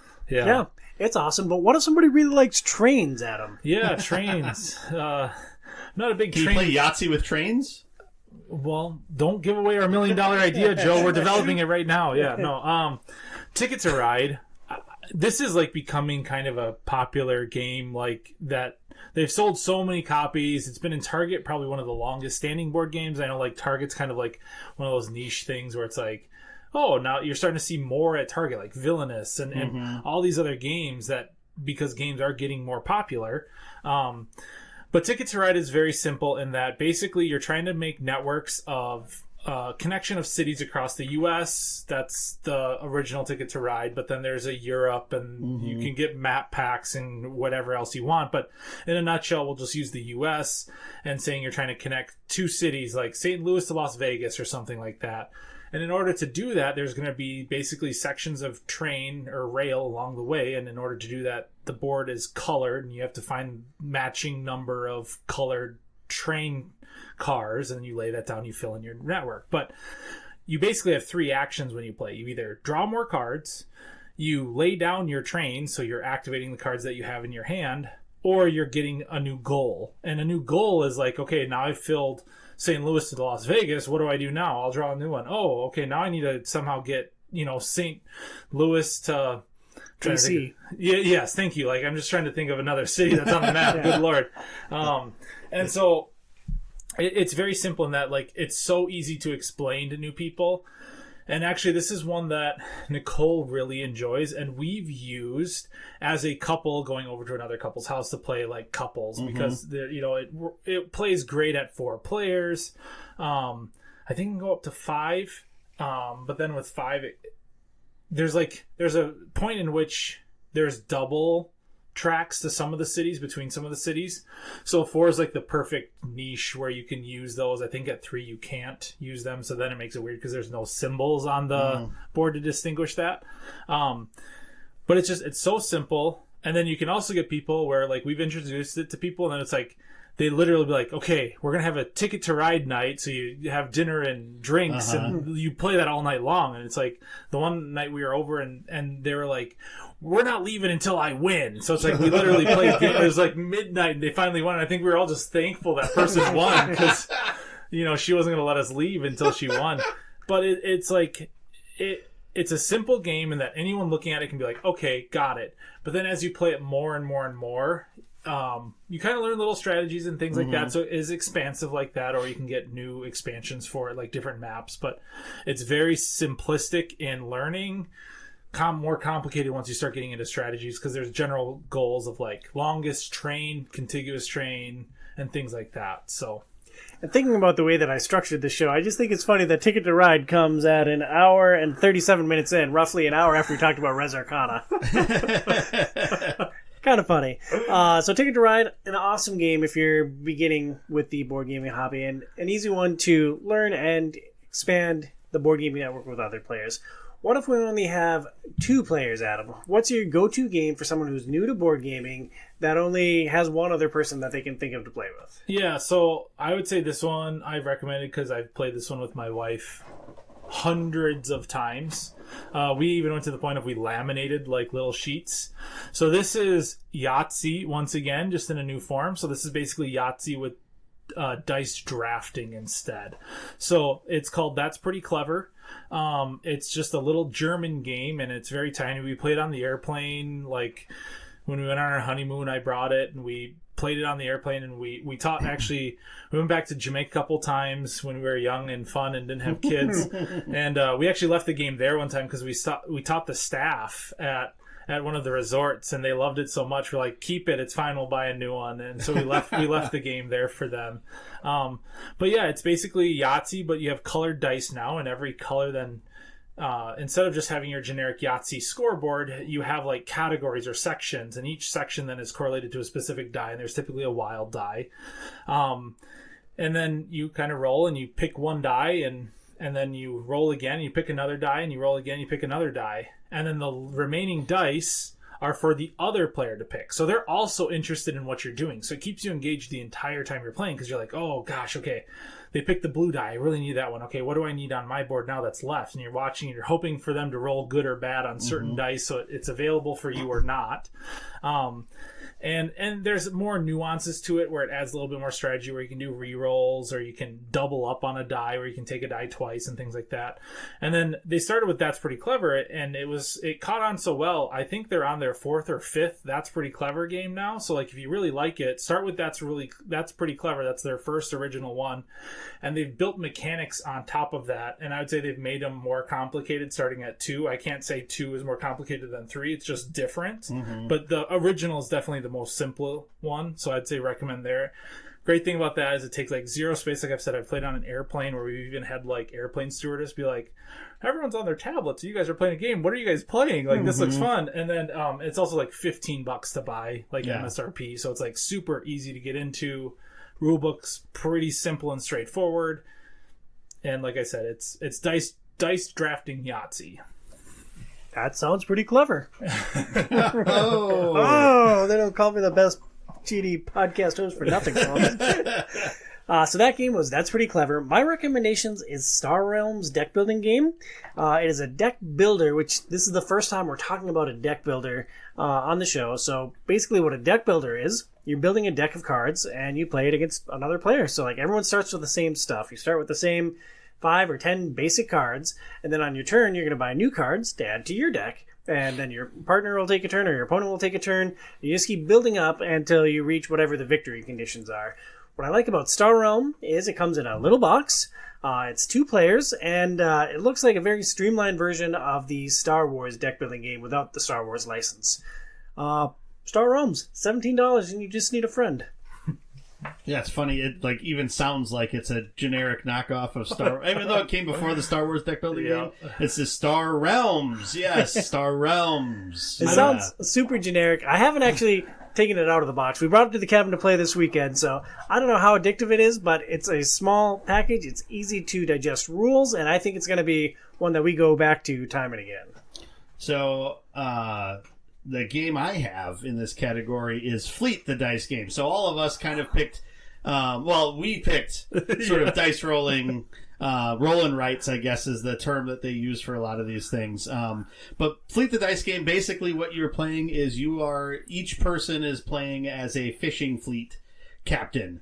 And you roll dice that have lobster, different types of fish on it, and then you pick sort of which ones that is. So if I roll the dice, I pick one, the other person picks one, and then I think what's left both people get is kind of how it works. And you can play up to 4 players, but it works really well at 2 players as well. And then basically you'll have these 2 tablets of paper that you're filling out, and you're basically just saying, oh, okay, I got this, so I get this fish in this boat. And then, I can put this instead and try to get a license, which means that I'm going to get more points for this type of thing. Or I'm going to be able to get this boat so that I have a second boat for this type of thing. And so basically as you're going through, you're starting to specialize on, the different things that you can catch to make that sort of your thing and try to get more points off of that. And then there's a whole sort of side tablet that sort of is enhancing or multiplying points that's in the town as well. And it's a really neat game that you're doing. And there's no real downtime because you roll the dice and then you're interplaying with the dice sort of at the same time as the person that you're playing against. And it's a really fun, chill game. There's a lot of different strategies that you can employ with it, but I don't think it's overwhelming for somebody that's new to it. And it's really just as long as you can fill in ovals and make check marks or X's on a pad of paper, you can go through and you can play it and you can have fun. That's a high bar, Burns. I think the dice roll and write kind of mechanic started as like a great entry level. Like some of the kind of original people have since then like injected mega steroids into some roll and writes, and it's just like, holy man, this is now a heavy game. Twilight Inscription. Yes, yes. They took one of the heaviest games and known in the gaming industry and made a roll and write of it. But some of them have gotten very, very heavy, but they're still very good. But I think the roll and write category in general is fantastic for low player counts and also just entry level games. One other thing I wanted to mention here with two-player games is they're games that I haven't played, but I know a lot of people have talked about them a lot. So like Seven Wonders Duel. There's also a Lord of the Rings Duel that just came out recently. Yeah. That's a two-player game that's plays very similar to Seven Wonders. So I know a lot of people that I know people that have bought both those games and really enjoy Splendor them. Duel. Yeah. And so there's a lot of like games that people know about. They've made a two-player version because sure, you could play two players off the basic rules, but it was pretty difficult. And so I think those are some other good options. I haven't played them, so I can't really recommend them, but I know other people that have really enjoyed them. For sure. Now, I'm not saying I don't know exactly how long Outside is Overrated is going to go each and every month that we record, but in the interest of time, we're going to pick this up with a lightning round here. We had probably 20 more suggestions for games, but we're each going to pick one more for our recommendations for players who are new to games, and then we're going to move on with the rest of the show. So, Joey, what is your final recommendation, and like, what kind of a group would you recommend it for? Yeah, so for looking at like larger player counts, so 6 or 7 players, the game I wanted to bring up, and I know Adam also had thrown his name by it, is Seven Wonders. And this is, I think, one of those other really good kind of beginner-friendly games. I know my friend Chewy, he took it to work and like they played it at work with folks, and it went over pretty well too. And so basically, each person has like this wonder of the world that you have in front of you, and then you're basically trying to build these like sets or collections of different I don't know what, like tapestries is one of them, and all these different things that you're collecting, and you're trying to make sets of stuff, and you get points for different things and all this stuff, but it's a really good game in that you're drafting these cards, so you're picking what it is that you want to select, and then you're playing it out, but then you also score points based upon the things that your neighbors are doing also. And it's kind of neat to see that level of interplay in that mechanic, because that does pop up in a lot of other like more complicated games also. And then we've talked about card drafting before as well, but I think Seven Wonders is a really good game to kind of get people into and interested in, and even though it's not like a theme that people are like, oh, excited, I want to see the pyramids here or whatever, I think it works really well as a game. And I haven't played the most recent edition that they did with it. Right. And it's pretty easy to set up, because depending upon how many players you have, you play with that many cards. And it'll say it on each of the cards like, oh, okay, you have 7 players, you play with basically everything that's in the box. You only have 5 players, you take out the 6+, 7+ ones. And it makes it really simple to be able to set it up depending upon the player count. You play in like 3 ages, so you have these level of cards, and those are more simple and straightforward. And then the second age adds a little bit more complexity to it, and the third age adds some more things also. So I don't know, I think it's a really neat game and an interesting game that is really beginner friendly. Yeah, definitely. This would be actually game number 3 that gets the Banky stamp of approval. Okay. So if they can play it, you can play it. The what stamp of approval? Banky, my in-laws. Oh. The Banky stamp of approval, yeah. So we actually, Nicole really likes this game, and we got her family to play this one weekend at the cabin as well. So they understood it, they got it, they followed through with it. I think it's definitely, able to grasp by new players. Yeah, Seven Wonders, good stuff, like roughly $35 price point. Pretty accessible. Mm-hmm. Adam, what's your last recommendation? Yeah, so I wanted to touch base back on the like a story-based or campaign game style. Since I foreshadowed it earlier in the show, Sleeping Gods actually. So it's not necessarily probably as easy as Jaws the Line to get into, but if you're not super heavy into that like mega fantasy world, this kind of sets you in like you're a ship captain and you have your crew of humans. So if that's a factor for you, like it is for my wife, you get sent to like this mysterious world, and you're just trying to find out how to get like back to Earth, back to home, is what it is. But you're like, you have all these open decisions of like, well, where do we sail? And it's like you look on the map that's in a book, and you're like, okay, well, let's sail to, point number 32. That seems interesting. So you like sail that way, and you're managing resources of the ship, and you have to repair it. And based on the number of players is how many actions you get then, because you're either like Nicole and I were playing it together actually. And so you each have like 2 characters, and then you share the captain is what it is. So if you're playing with 4, everyone gets 1 character, and you all share the captain. So you always have multiple options for actions. And it's very simple. The rulebook isn't overcomplicated. I know this one's like very highly rated. The art is beautiful. It kind of is like a awesome packaged together thing. The price point's probably a little bit more pricey. I can't $75, so it's a little bit higher, I'd say, compared to some of the other things we've talked about. But it's pretty replayable. It's one of those things where it's a campaign style, right? So you're gonna be playing multiple sessions throughout, but it has a really great save feature as well. And you kind of glossed over the fact that it's a story-based game. We haven't touched on any. While Gloomhaven has a narrative that builds over time, there are games that tell a phenomenal story that lasts many, many, many hours, many play sessions, and it's a style of game that resonates with the 3 of us. So we all take it for granted, but like a game doesn't have to be Monopoly where you roll the dice, move along the path. Like if you love a strong narrative, there's a board game out there for you. If you want to play that game by yourself, there's games that you can play. There's multiplayer, cooperative, competitive, and Sleeping Gods is very different from a lot of the other things that we have talked about so far. It has story choice. I guess I'll just talk about really briefly. I know it's a lightning round, but basically, as you're making choices through the story, you're getting these tags, and it's going to say, oh, now you have this tag, now you have this tag. So as you're going through the story, then depending on an encounter down the road, it's going to say, do you have this? Oh, yes, I do. Okay, now you have to go to this page in the storybook. If not, you go to this page. So suddenly the decisions you're making at the beginning or middle are now affecting your ending as well. That's pretty cool. So that's where it's like, and I have a lot of games like this that I absolutely love, but some of them aren't new player friendly. But I would definitely say this one has that perfect combination of not too heavily fantasy themed.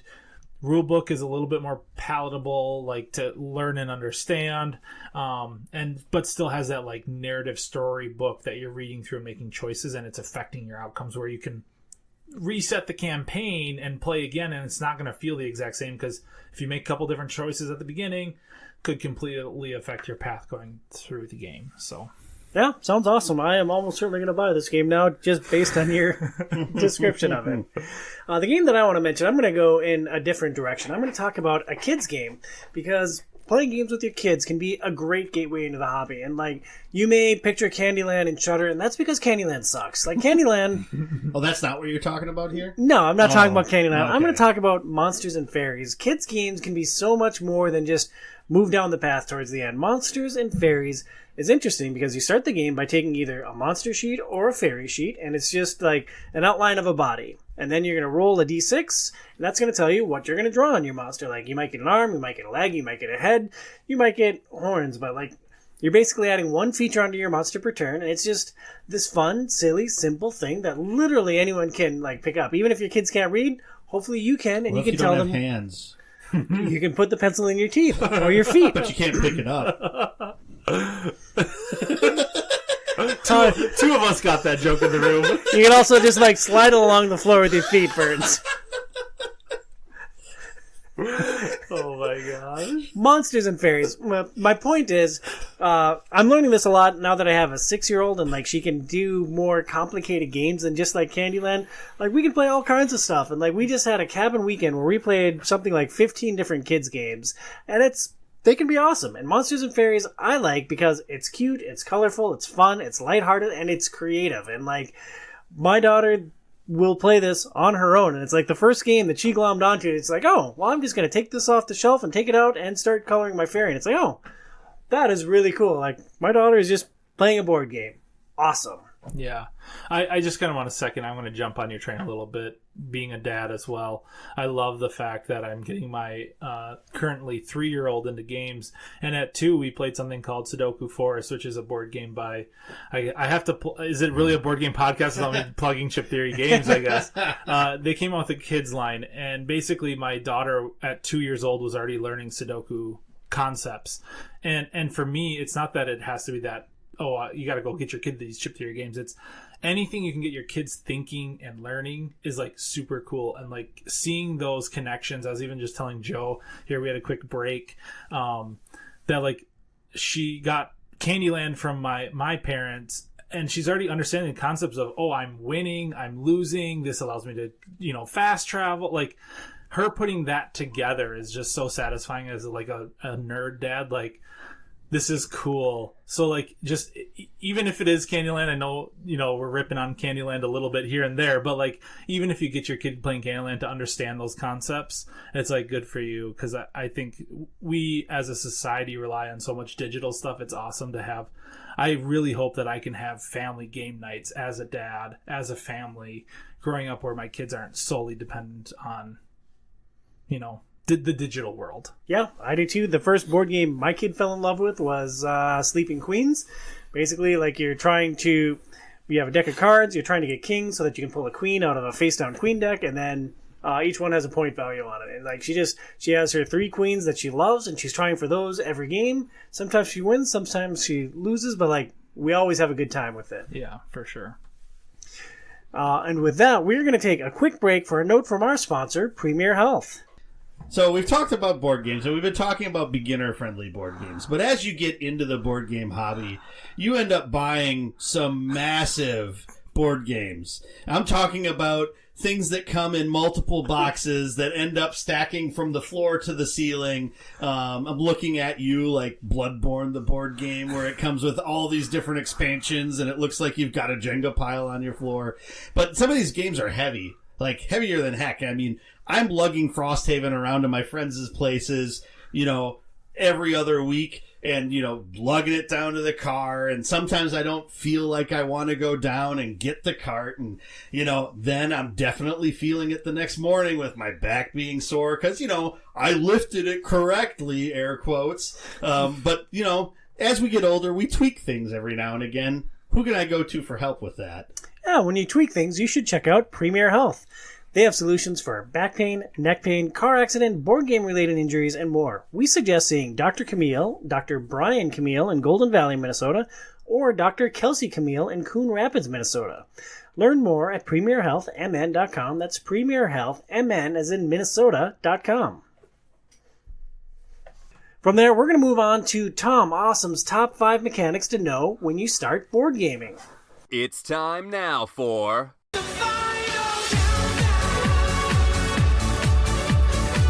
Tom Awesome's Top 5 Countdown. 5, 4, 3, 2, 1.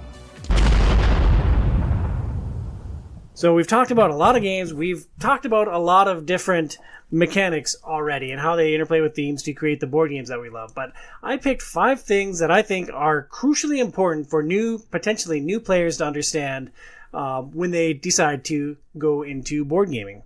Number 5, dice mitigation.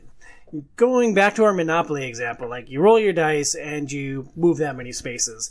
Well, dice can be very swingy, and like sometimes you have good luck, sometimes you have bad luck, and like luck isn't necessarily a core tenet of good game design, right? So a lot of games will build in systems so that you can mitigate what your dice do, or change your dice to get a result that is more favorable to you.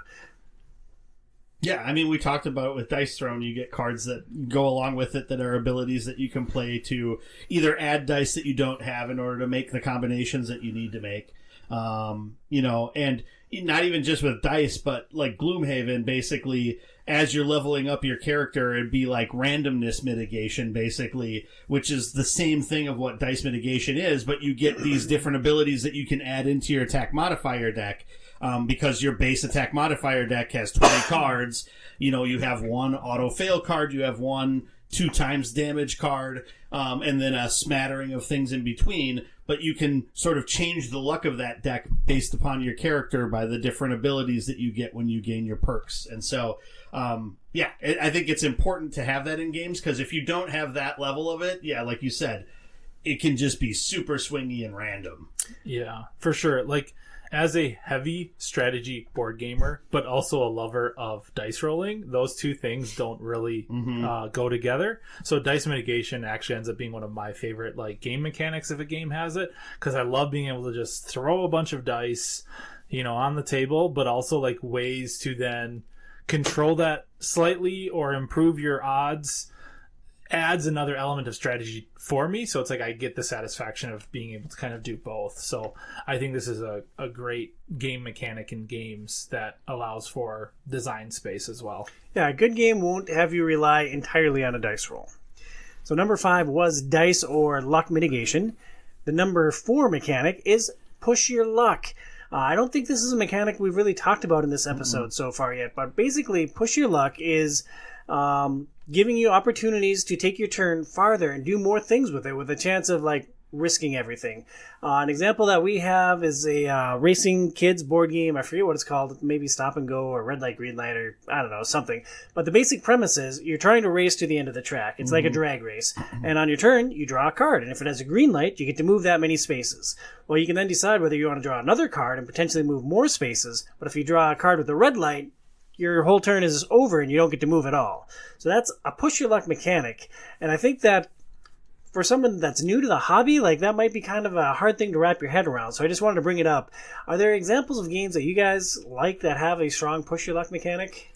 Yeah, so oh my gosh, I'm in mind. Like, is it Heat, the new racing game? Yeah. So basically, that has a push your luck mechanic where, and this is a kind of more new popular game. You're racing around a track, and it's push your luck because you can only shift so many gears, but there's turns that require you to be in a certain gear or below. Otherwise, you like spin out and take damage or whatever is going on. So it's pushing your luck by like, do I have the resources at this turn, or can I take the heat, which is the name of the game, in order to then mitigate this turn and take it as fast as possible. And these heat cards continue to go into your deck the more heat that you gather, and then as you draw them, you can't do anything with your activation, so the more heat you gather. But you need to get some in order to win, so it's where's that balancing point as to, am I completely... Because if you do wipe out, it's like crushing in that game. Like you've pretty much lost at that point. Yeah. So it really is trying to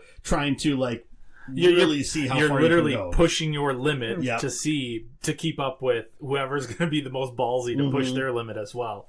So I mean, I think that's a great example of in a more simple game too. I mean, I brought it up for the last one, but like with Dice Throne or Yahtzee, do you roll to try to get the higher scoring hand to do more stuff, or do you just take the 3 of a kind, so it's like I have a 3 of a kind up. Do I reroll all these to try to get a Yahtzee or try to get something higher? So there's, that's something even in a more simple game that you still have that as an option. So our 5 board game mechanics that you should be aware of as you enter into the hobby. Number 5, dice mitigation. Number 4, push your luck. Number 3, worker placement. We haven't really talked about a pure worker placement game on the show. Does that mean that the worker placement genre isn't super user-friendly, or do those games just suck?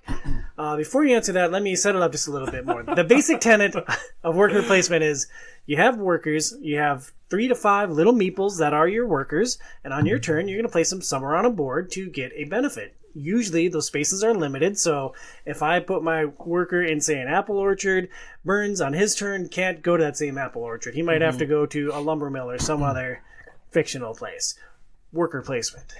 So the reason why we didn't actually put it on here is Tom secretly knew that we would never end this podcast. It'd be a 10-hour long thing. We talk about all the worker placement games we like that we feel like are intro games. I think this is actually one of the stronger, and I think a lot of people have gotten burnt out on this because there was a period where it's like every game coming out was worker placement, and there are tons of great worker placement games.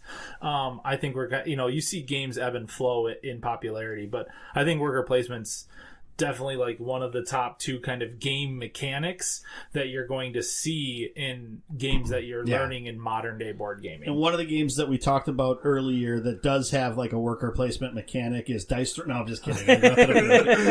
Is The Godfather, Corleone's Empire, because you're putting your mob bosses in different areas to get the benefits of those areas and to block them off from other people. That's a little bit more of an area control mechanic, but you still get to do something when they go there, so it's kind of a mix in that instance. So that's one of the other games that we talked about. But yeah, like Adam said, there's tons of them out there.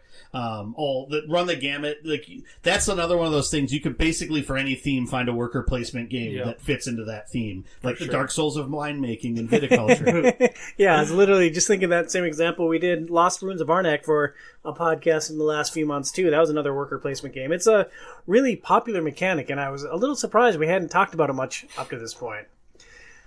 So number 5, dice mitigation. Number 4, push your luck. Number 3, worker placement. Number 2, I struggled with this one a lot. This was initially my number 1 before Burns and I get into a big argument. But number 2, deck, bag, or pool building. I am a huge fan of deck building games. And we talked about this a little bit earlier with Star Realms, but the basic tenet for any of these mechanics, whether it's deck building or bag building or pool building, you start with a common pool of resources. Like everyone has the same 6 or 8 or 10 cards in their deck, and on your turn you're going to buy new cards to enhance your deck. It's a very simple mechanic, but it's been applied to a lot of themes. You can do like fantasy monster battling deck building games with Thunderstone, which is one of my favorite games, to the Star Wars deck building game. Like, there's a lot of different ways that you can approach decks in space and sci-fi and fantasy. Well, it's not the size of your deck, it's what you do with it, right? You know what they say? Phoenix says my deck is a good size. Well, we know Tom struggles with Res Arcana, which is a small deck building game, so we know he needs the help, all the help he can get. So. He only has the big deck energy, not the small deck energy. Exactly. No, I think this is a good mechanic. I think there's a lot of games. I mean, when I hear of deck building, the very first game that comes to mind is Dominion. That's a gateway game for a ton of people, I feel like. Owned it for years, still haven't played it. And that's all right, because it's not the top of the deck building pool anymore. No, I wouldn't say so either, but I think it's one that got tons of people into board gaming. Actually, that's one of the first games I played. I had someone bring it to my college dorm room and it's like, hey, I'm going to teach you Dominion. I'm like, I don't know what that is. I'm sitting there playing video games, like, get out of my room. And it's like, I started playing. It's like, actually, this is pretty fun. And so, yeah, but deck building, I think, is definitely one that is pretty popular these days too. Yeah, it's my favorite mechanic. So my honorable mention for other mechanics that didn't quite make the list, storytelling. We talked about this a little bit with Dead Gods. Sleeping Gods. Sleeping Gods. Oh, yeah. Different game, different tenant. But you can get a lot of cool stories in games. You can have a lot of very narrative-based experiences, and whether that's a single-player experience, whether that's a cooperative experience, like, there's a lot of cool storytelling in games. So, like, if you're a very narrative-focused person, like, if you love narrative-based video games, you might also really enjoy narrative-based board games. We talked about area control with some games. And engine building. My favorite board game is Scythe, and that is, at its heart, an engine builder. The way engine builder works are, basically, you have a set of actions that you can do, 4 or 6 things that you do on your turn, and you work to optimize them and make them a little bit better by collecting and spending resources to improve your things. I mean, really, Scythe is like all these. It's like an engine builder, area control, worker placement game. It's like got all these different elements of things that you're doing. Campaign, because you can play the campaign with the expansion. Too, so yeah, it's a lot of things. Combat. One of my favorites is card drafting. Yeah, I think, and sure, like a lot of like the card drafting that I do is when we play the only time I play Magic is when we actually do like a card draft. Because it's just so much fun to see a lot of different things. But I think in board games, what's really fun about card drafting is that you get to see a lot of what other people are going to have, so you kind of put that in the back of your head that it's like somebody else has this card. There's also a little bit of the push your luck thing where it's like, okay, there's these 2 cards that I want, and I know this stack is going to come back to me. I'm going to take this one because I know it's super important, and this other one I don't think anybody else will take, and I hope it makes its way around to me. So I don't know. I really enjoy like card drafting as a mechanic when it's included in games. It's maybe not as popular or as used in a lot of things, and it's maybe a little more niche depending upon when it can be utilized. But I think it's a fun mechanic to have in there, and it's good to know that that's something that exists within games. Yeah, I agree. I really, really like card drafting, and I think for me too, it's like I like card drafting as like a part of a board game. I don't want it to be the sole mechanic. It could be the main thing, I guess, but like I like to have it mixed with other things as well, for sure. So there's our honorable mention for the top mechanics you need to know for board gaming. My number one mechanic, and Burns, I know you're not crazy about this, but I wrote game types, because board games can be so many different things. And like I think the most important thing to think about if you're thinking about getting into board games is what type of experience that you want. Like if you don't have anyone to play with, like you can have some really killer solo experiences. If you have a partner to play with that doesn't want to be in direct competition with each other, there's a lot of great cooperative experiences. There's competitive experiences, there's campaign-based experiences that build on each other and tell a long story over time or give you the opportunity to level up your character and progress a lot. And I think that the most important thing to keep in mind when you're getting into board gaming is just the type of experience that you want to have. Yeah, I mean, I still don't think that this is a mechanic at all. It's like a genre of a game or a type, like you kind of put it. It's sort of like saying that my favorite genre of books is novel. To me, is what it is. It's like, what about printed, Burns? Yeah. So I feel like, instead of saying fantasy or sci-fi or whatever, you say novel is my favorite. I think it's important. Like, so in the sort of lens that we're looking at these things from, I do think it is important to know, like, the group that you're playing with and what type of game is going to work best with them. The board game group that typically gets together, or when you play games, Tom, probably not going to go as well with a co-op game unless you can work in the way to screw other people still. And certainly not Tokaido. Yeah, exactly. Yes.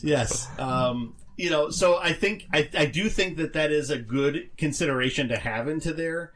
Or like you were saying also, if you don't want to play a competitive game with your significant other, then it's probably good to look at playing cooperative games or solo games at that point.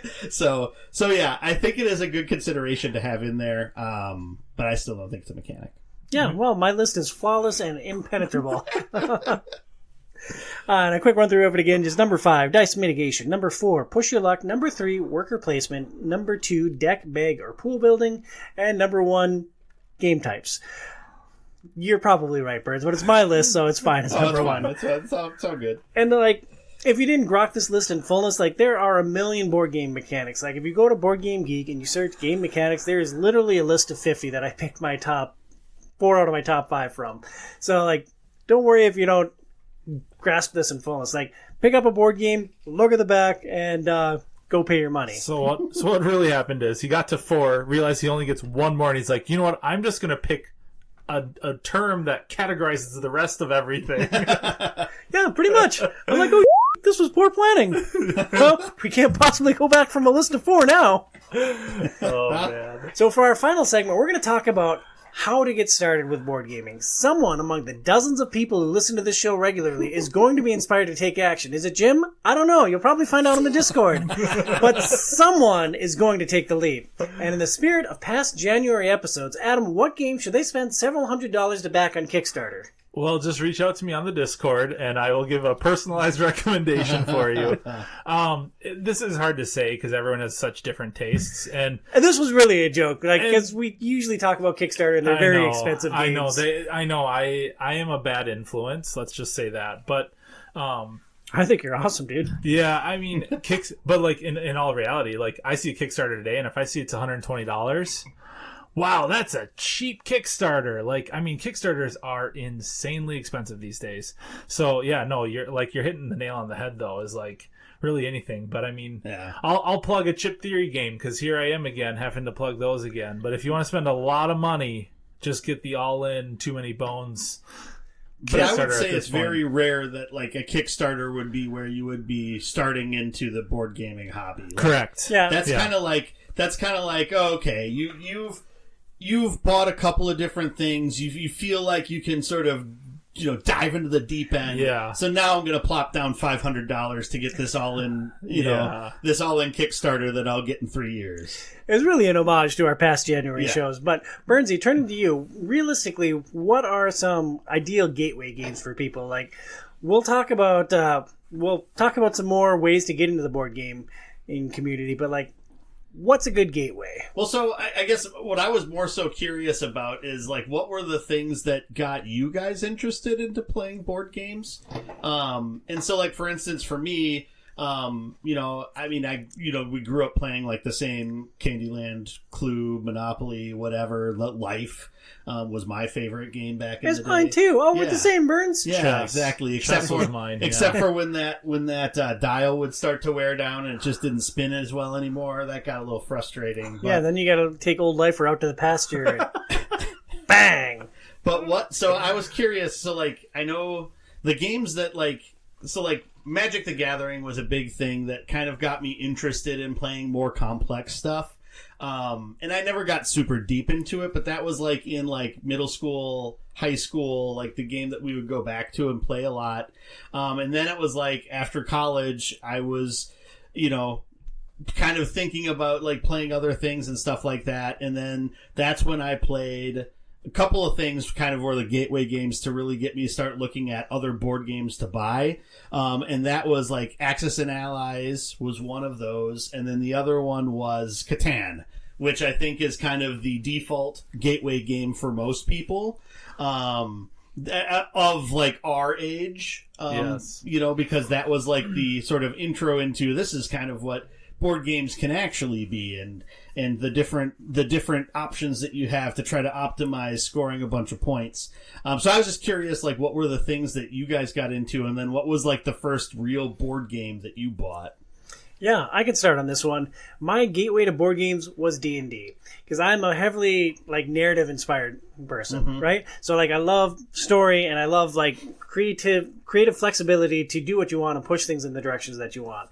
So I played D&D in high school, then we all went to college, and then the group kind of fell apart. And so like we could no longer, because we were living in different areas of the state, we could no longer like run a campaign. So we'd get together sporadically and it's like, well, what can we do for several hours? And we kind of fell into board games. Pat bought Memoir 44. We started playing that a lot. We played a lot of Mage Knight. And those were kind of the things that started it for me. And my interest lay dormant for a long time. Then I moved back to Minnesota, and Phoenix really kind of fostered it because she was interested in board games. She had never really been super exposed to them. I'm like, yeah, I like games. I'd play board games. And the first game in my collection, we actually disputed it this weekend. I maintained that it was Revolution, which she gave to me. It's a Steven Jackson game that's based on blind betting and area control. And she maintains that it was Deadwood, which we randomly saw going through Target. We like cowboys, and it's like, oh, well, this could be the first board game that we buy together. There you go. D&D and love were my gateways. I first just want to say I'm honored that Joe finally said our age, including me. Usually I'm the young buck of the group, but so I played D&D in high school, similar to you, Tom. Probably in a different decade, but that's what it is. And I played in the 90s. Yeah, I was in high school in the 90s. So. Anyways, so, but I wouldn't say D&D was the thing that got me. And I even played, like I mentioned, I played Dominion in the dorms. The one gateway game I attribute my whole board game addiction to is actually Arkham Horror 2nd Edition. I was actually at Gen Con, so not even into board gaming is what I would classify, and I'm going to Gen Con, like one of the world's largest board gaming conventions, because my friends are like, hey, you want to do a fun summer trip? I'm like, sure, why not? Like, it's buddies, like, yeah, we'll go have a good time. We'll go shove 10 of us in a hotel room, all drink together, smell, and like play board games together. Sure, why not? But I fell so hard in love. I did the Arkham Horror demo, played it, and from there, the hobby just flourished for me. And that being such a heavy game that it is, I've never deviated beyond, like, behind that and going, like, lighter. I've always just had a passion for these big, heavy, complicated board games. And that's kind of the board gamer I am now. That was the first game I bought. So after playing Catan with some friends, it was somebody else's copy, and playing a lot of Axis and Allies, I was looking around at what board games I could buy, and I bought Arkham Horror 2nd Edition. Yep. Only played it once. Yep. But, and I enjoyed it, but it's just such a huge game and a long game that it was like, I don't know that I have 8 hours again to put into this game with a bunch of people. That one and actually Spartacus, I bought at the same convention. Nice. I got them both, and I still have both of them in my collection. So now, to your other question, Tom, I feel like a lot of the games that we talked about earlier today could be gateway games to people listening to this that haven't played a lot of board games. Yeah, especially all the ones I mentioned. They're all great. Yes. Yep. All right. So to help foster getting new people into the hobby, we're going to have a little bit of a competition here. I'm going to ask a series of questions a new board gamer could potentially ask, and then I'm going to score your guys' responses. Whoever has the least points at the end of the show has to jump into the lava that has consumed all of Earth. Are you guys ready? This is literally like Whose Line Is It Anyways? Board game edition. It's like a game show where the points don't matter. Exactly. I'm not even going to write them down. I'm just going to say a bunch of random stuff. So, how much does a board game cost? Do you want me to start with I don't have mine written down, but I have answers for mine. I have mine all written down. So no, I know. can prove afterwards. Yeah, well, I'm a very honest person. I'll start with this one first. So how much does a game cost is a very loaded question in my opinion, but I'd say your probably average MSRP would be about $60. I said anywhere from $20 to $250 or more. The average has bumped up to 60-ish. Oh, there we go. So, see, yeah. We're both right. Score us there, Tom. I'll score you exactly how I want to. So, looking at that a little deeper, like you can get in for $20. Like you can get a game that you could enjoy and get hours and hours of enjoyment for $20. On the heavy end, if you're going to go all in on this hobby, you could spend several $100s on a single board game. Correct. So there's a very wide gamut, but a reasonable expectation for a game that you'll get a lot of use out of is $60. Not uncommon for like a video game. Less than current generation video games. Correct. Yeah. Yep. All right. Well, where do I need to go to buy a game? All right, so I will say your first stop should always be your friendly local game store. Then, if they don't have what you're looking for there, you can go to one of the online like board game retailers, so like Miniature Market, Cool Stuff. Then you could look at your local box store. A lot of times, like Barnes & Noble will have sales on the board games that they have in stock, and Target has quite a few board games in stock that they'll have sales on. And then as a last resort, Amazon. Yeah. Amazon has tons of board games. They'll have sales like Prime Week or whatever it is now. Yeah. Prime Fortnite. I don't know. I think they still call it Prime Day. Okay. Yeah. Prime Day is like 3 days now. I have a very similar answer, I guess, to Joe. I was going to say, if you have a local store that you can support, I would love to. I don't have any local stores around me anymore. Like if you're going to find a local store, what do you Google? Board game store. Near me. Yeah, and one that's not a chain, right? So like not a Games by James. I mean, if you can support them, I guess that's great. I mean, it's like a local chain. They're a box and mortar, right? But like they're a chain, but or like a brick and mortar. Or it's a box and mortar. It's a new term. Come on, Tom. Brick and mortar. Good Lord. But yeah, I mean, if you can, I for a number of years up until COVID tried supporting some of the Twin Cities, but it's quite the drive now that I don't even drive into the cities anymore for me to stop at a game store. So my ordering has pretty much come from I now support, I guess it's like technically a local game store, just not in my town. It's on the other side of Wisconsin, but they have great online deals because they have a warehouse. So they have a store in the town, but then they have a warehouse where they can ship out a bunch of stuff as well. What's their name again? Boardlandia is that one. Yeah. Miniature Market. So that's kind of it's very similar to Joe's.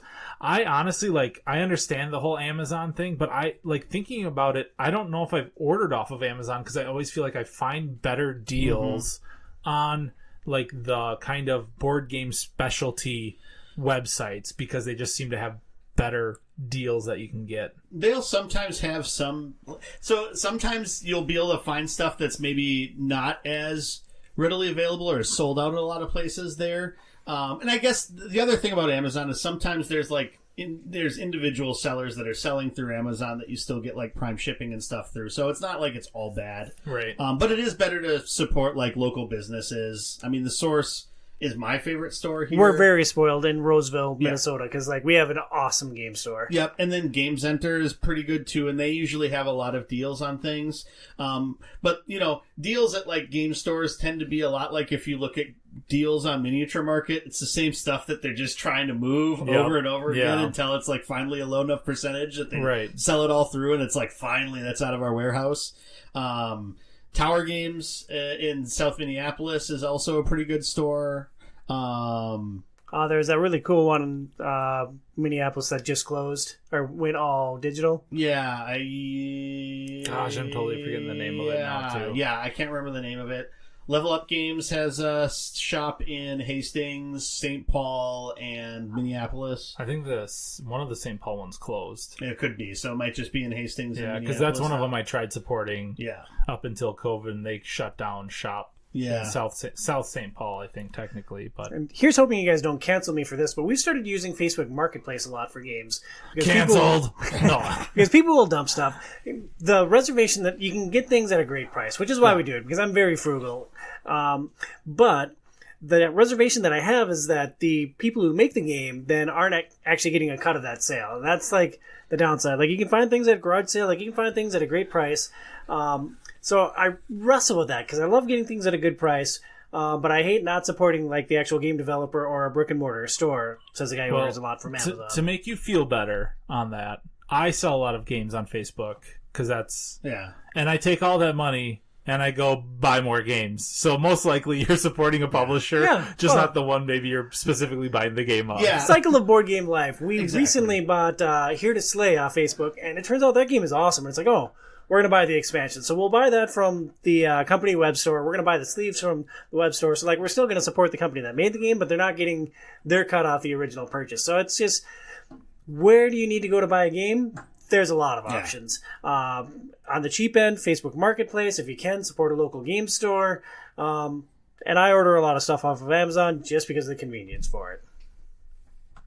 And we mentioned a lot of board game stores too. Like a lot of local stores will ship all over the place. I'm fond of Card House Games in Albany, New York. I've also ordered from them before too. They do a lot of good deals too. So you can Google a game that you're interested in, do the shopping link, and who knows where you'll order it from. But like you can get on email list for a lot of the board game shops and find out when they have deals on stuff. So where do you need to buy a game? Anywhere. Go anywhere. Just play games. All right, so which board game is the most popular? You want to impress a member, or you just want to impress somebody. You want to show up with a board game, and like you want them to look like you know what you're talking about. So what is the most popular board game? Well, hang on. Those are two different questions. Impressing someone and most popular are very different in my opinion, because what I was going to say first, since yours is written down, I was going to say Catan is probably the most popular game. Just simply because even with non-board gamers... If, as my wife likes to throw me under the bus and be like, yeah, I married a nerd, he plays board games. And everyone's like, oh, well, what's your favorite board game? I'm like, well, Too Many Bones. They're like, well, I've never heard of that, but I've played Catan. It's like, well, you're close. You're getting there. Right? So at least it's not Monopoly, right? Right, yeah. So, like, I feel like Catan would be, in terms of popular board games that aren't mainstream, which, I don't know, it's kind of becoming mainstream, I feel like. I was going to say, is it anymore, or would you say Ticket to Ride would top Catan? See, Ticket to Ride, though... if I mention that with people, so just from my sample size, less people know Ticket to Ride, even though I think it's probably at this point sold more copies amongst board gamers. But then again, you got people like where I've introduced it to my in-laws, and now we have 4 copies of it in the family where we really only need one. But yeah, I think Catan, in my personal opinion, I've heard more people mention, oh, I've heard of this or I've played this that aren't necessarily hardcore board gamers. So I was looking at this from a little bit different bent. I was looking at it from like among board game people, what is the most popular game or most well-known game, and I went with Gloomhaven/Frosthaven, which is no surprise probably to anybody. But I mean, it had the highest board game Kickstarter or crowdfunding of any of them, and so I feel like that would probably fit the bill there. It's had a video game made of it now that I think is relatively popular. So So if you're going to impress somebody, what board game would you show up with? I don't know. Like, is this somebody that knows how those board games, or is it somebody that that doesn't know board games? It's a blind date. You don't know. It's a blind date. So I would say, if I was trying to surprise somebody with, like, that was a board gamer, and it's not a popular game, but it would be John Company, because it's like the most weirdest game that I have. Which, randomly, talking to somebody that's a friend of a friend, like, they play John Company too. I was just like, we like talking, we're like, what, John Company? I just got that. Oh my god! It was a good day. It was a good day. If I were to impress someone, I'd first then bring them to my house, take them through the door of Durin, then open up my Star Wars blast door to my board game collection and see how big of a nerd I am. Which one would you like to play? That's how I guess impress someone. Adam definitely wins that one. What if I want to play a board game by myself? So, I mean, there's all sorts of solo games out there. One I've been interested to pick up, but I haven't done it yet, is the Final Girl series, which is basically taking a bunch of different, like, old horror movie tropes, and then they're all sort of, you play through them, and there's a base game that gives you the stuff that you need, and then they have everything is in, like, these little VHS tape boxes that you can buy that are the different, like, episodes that you can play. And so that's one that I've been interested in trying at some point. I've played a decent number of games by myself. I know I made fun of Tom earlier for that, but that's why, is because I've played a ton of solo games. I would say the one I've gotten the most satisfaction out of would be Hoplomachus Victorum. You love gladiators, dude. Oh my gosh, yeah, I do. Yeah, it just hits that straight, like, it just hits the right, nerve endings when I play it. Like, you're building your school, you're fighting. I can guess which nerve ending. Oh yeah, it's a game meant for one, and there's a reason why. Different strokes for different folks, people. If the door of Durin is rocking, the door of Durin will be shut. No password of friendship will allow through there. I don't need a friend when I'm playing Hoplomachus Victorum. Actually, it is a game literally designed for one player, so it's a lot of fun though, but it maybe a little bit more on the complicated side of things. So maybe not super newcomer friendly. I want to throw one in here. Oh, plenty of newcomers friendly for sure. All right. Shadow Kingdoms of Valeria. It is a completely dice-based game. It's not intended for single players, but I played the single-player mode of that after we broke it out, and it's the most fun I've had playing a single-player version of a board game. The most hectic I've had was playing the XCOM board game solo. That sounds on miserable. A timer. It was hectic. Though they said with solo you could pause it from time to time, but it was actually fun, but it was hectic. That's for sure. Yeah. So you can play a lot of games by yourself. I'm going to give Burns the win on this one for John Company and that anecdote. What board game can I play with my significant other? I have to go back to, like, that's pretty clever. And for me, that's just because, like I've said, my wife and I have played hundreds of, like, sessions of this game, and it's easy to take anywhere, whether you're on vacation or whatever else. 15 minutes to get in, so if you have kids, you can easily get a game in as well. I mean, I wish I could mention many more that I've played with my girlfriend/wife, but I just... That's the only one? Ex-girlfriend, yeah. Ex-fiancé, current wife. Yep. But, yeah, I mean, that's definitely one I have to mention just because we've played it so much together. Yeah, for me, see the previous answer to solo games. Tom, what about you? I'm going to go with Pandemic because it's my wife's favorite game. There you go. I hate dice. What game can I play? There's tons of options. You could buy Dominion and never play it like I did, or you could buy a living card game like Marvel Champions, which is a game that I have bought all of. So way too much, but it's a really fun card-based game that you're playing with hopefully at least one other person, because it's a little bit hard solo from what I've heard and from what I've experienced. But yeah, that's a fun game. But it's a slippery slope. Living card games, you can end up buying lots of things. Yeah. Luckily, it was like the two people that I play it with a lot have bought different card packs and have bought some of the expansions and stuff like that. So it's like I haven't bought all of it. Right. Yeah. It's a lot. I don't know why. It must be just how you have the questions ordered. I Hate Dice just popped in my head. It has to be a card game, but like there's tons of Euro games. The first game I thought of was Dominion, like you mentioned, just because of that sequencing of things. However, with you mentioning chaos and fun and being like a card exclusive game, I'm going to throw out Millennium Blades. Ooh, yeah. So this is a real-time game, so you literally have a timer going, and it's a TCG simulator. So literally every card is actually, the backside is a pack, and the pack has a bunch of spoofs on nerd culture, like everything from Mario to animes to things like that. But what you're buying is you basically buy the pack, which is the card, and the card itself is the rare in that pack. So you're building decks off of all these rares, and it's real. I mean, it's hectic because like you're like throwing money down because we're all buying at the same store at the same time, and then you can sell cards to like back to the store, but you can only do so many unless someone buys that card that you sold, and so that's how you kind of can generate more money. But it's just this like hectic game, and then like it's in like 3 rounds because at the end of every round you host a tournament.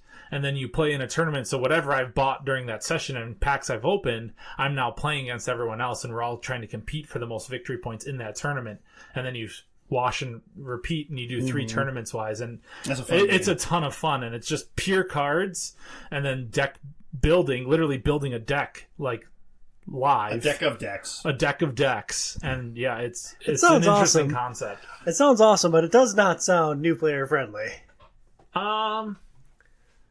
Like, is somebody really going to crack open, when somebody brings it home from the game store, they crack open the rule book. Apparently this thing is 6 feet long from the arm gesture that Burns just made.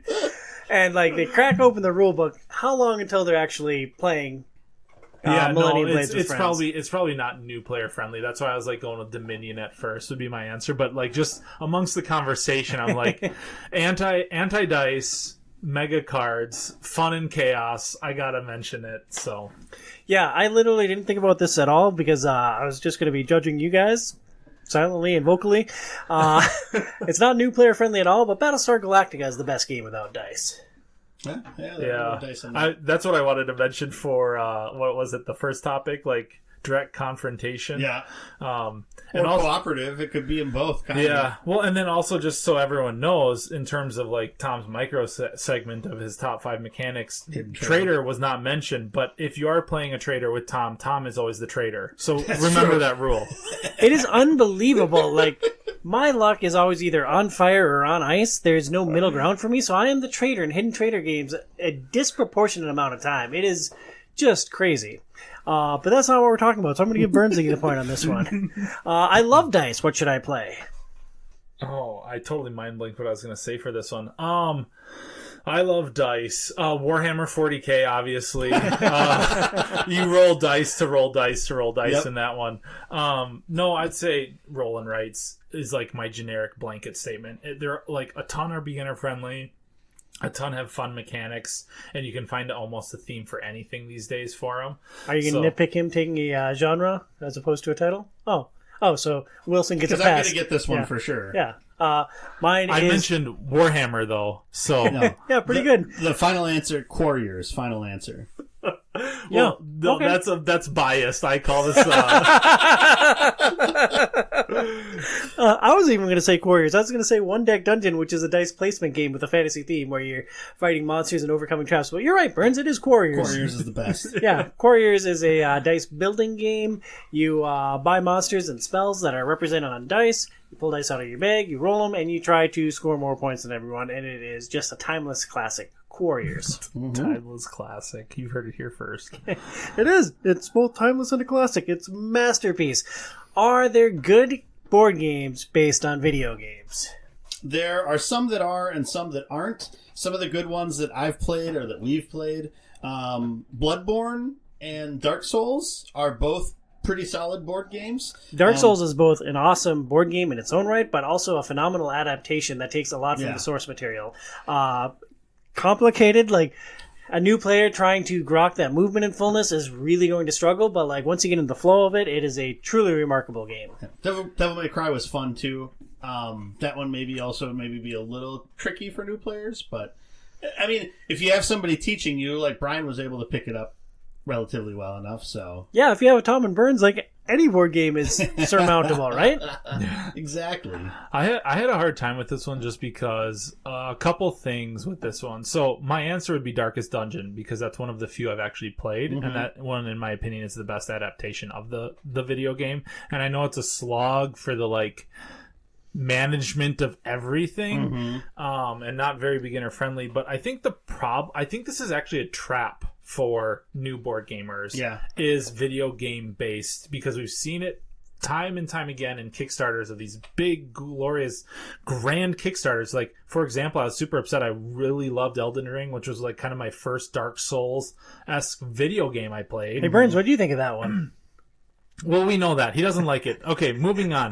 Don't let him off the hook. I just sit there and continue scratching my head.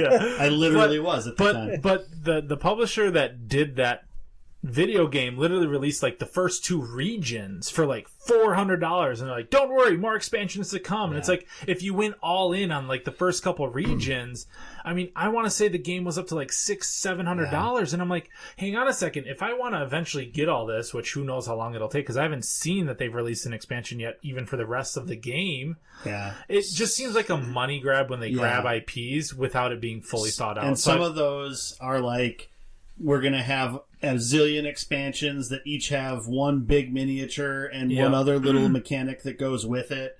Like Horizon, the Horizon board game was that way. It's just super expensive. So some of them can really be a money pit. One other one that I think isn't like that you can just buy the game and enjoy it, is Fallout. The Fallout board game is pretty good and a good representation of the game. I think the answer to this is both yes and no. Yes, there are good games based on video games, but there are also some less polished experience based on video games. We played XCOM, which was an alright game based on a video game. I don't know. I wouldn't... If you love Horizon Zero Dawn and really want to take it to the table, there's an option for that. But it's not always a one-to-one. Video games are hard to replicate in other media, whether it's movies or board games. It can be hard. There are good games based on video games, but it can be hit and miss. Well, it's like with the Darkest Dungeon board game, and you know, I was looking through the Board Game Geek forums about it, and people were like, so how do you guys manage all of like the resources and all the upkeep and stuff like that? And you know, people were complaining about this, that, or the other thing, and someone was like, man, wouldn't it be great if there was just like it was just all like figured out for you, like by a computer or something like that, and you could just play the game? That'd be a novel idea. Ask me next year when I have my Elder Scrolls game from Chip Theory Games, then I'll let you know which one's the best. Yeah, that'll be fun. So what is the best looking board game?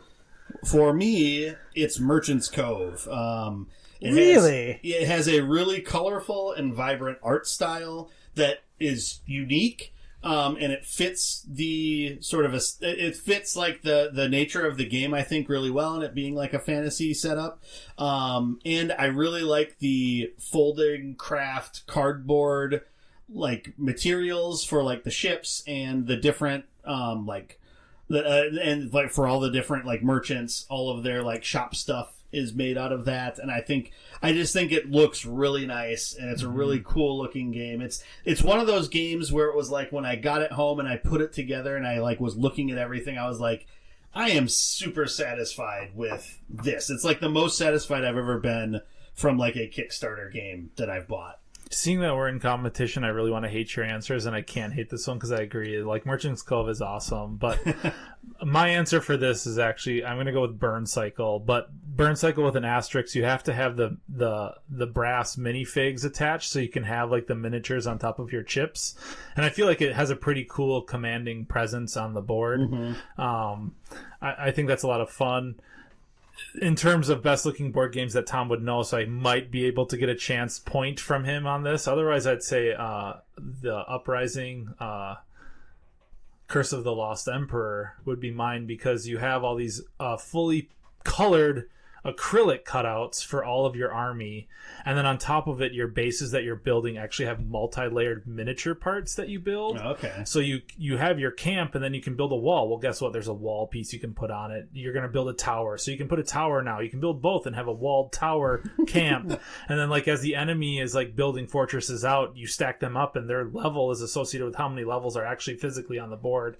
It's a very cool, and everything's very like contrasting, so it's like it stands out, and then you have all these fully colored army bits, and the bad guys look awesome, and the art's cool. But yeah, I mean, I am a sucker for good looking board games, so this is like a fun category for me to talk about. Yeah, we'll give that one to Adam. Yes. Boo. Boo. Basically because I agreed with Joe's pick, and then I threw out two more against it. Yeah, and you had Burn Cycle, which is the best. That is pretty much our show on board games. Is there any other advice that you guys have for somebody who is on the outside looking into board games? Because, like, it can be a staggering barrier to entry. Yeah. Like, everyone likes playing games. We've thrown out just a ton of options. We've talked about where to buy, what to buy.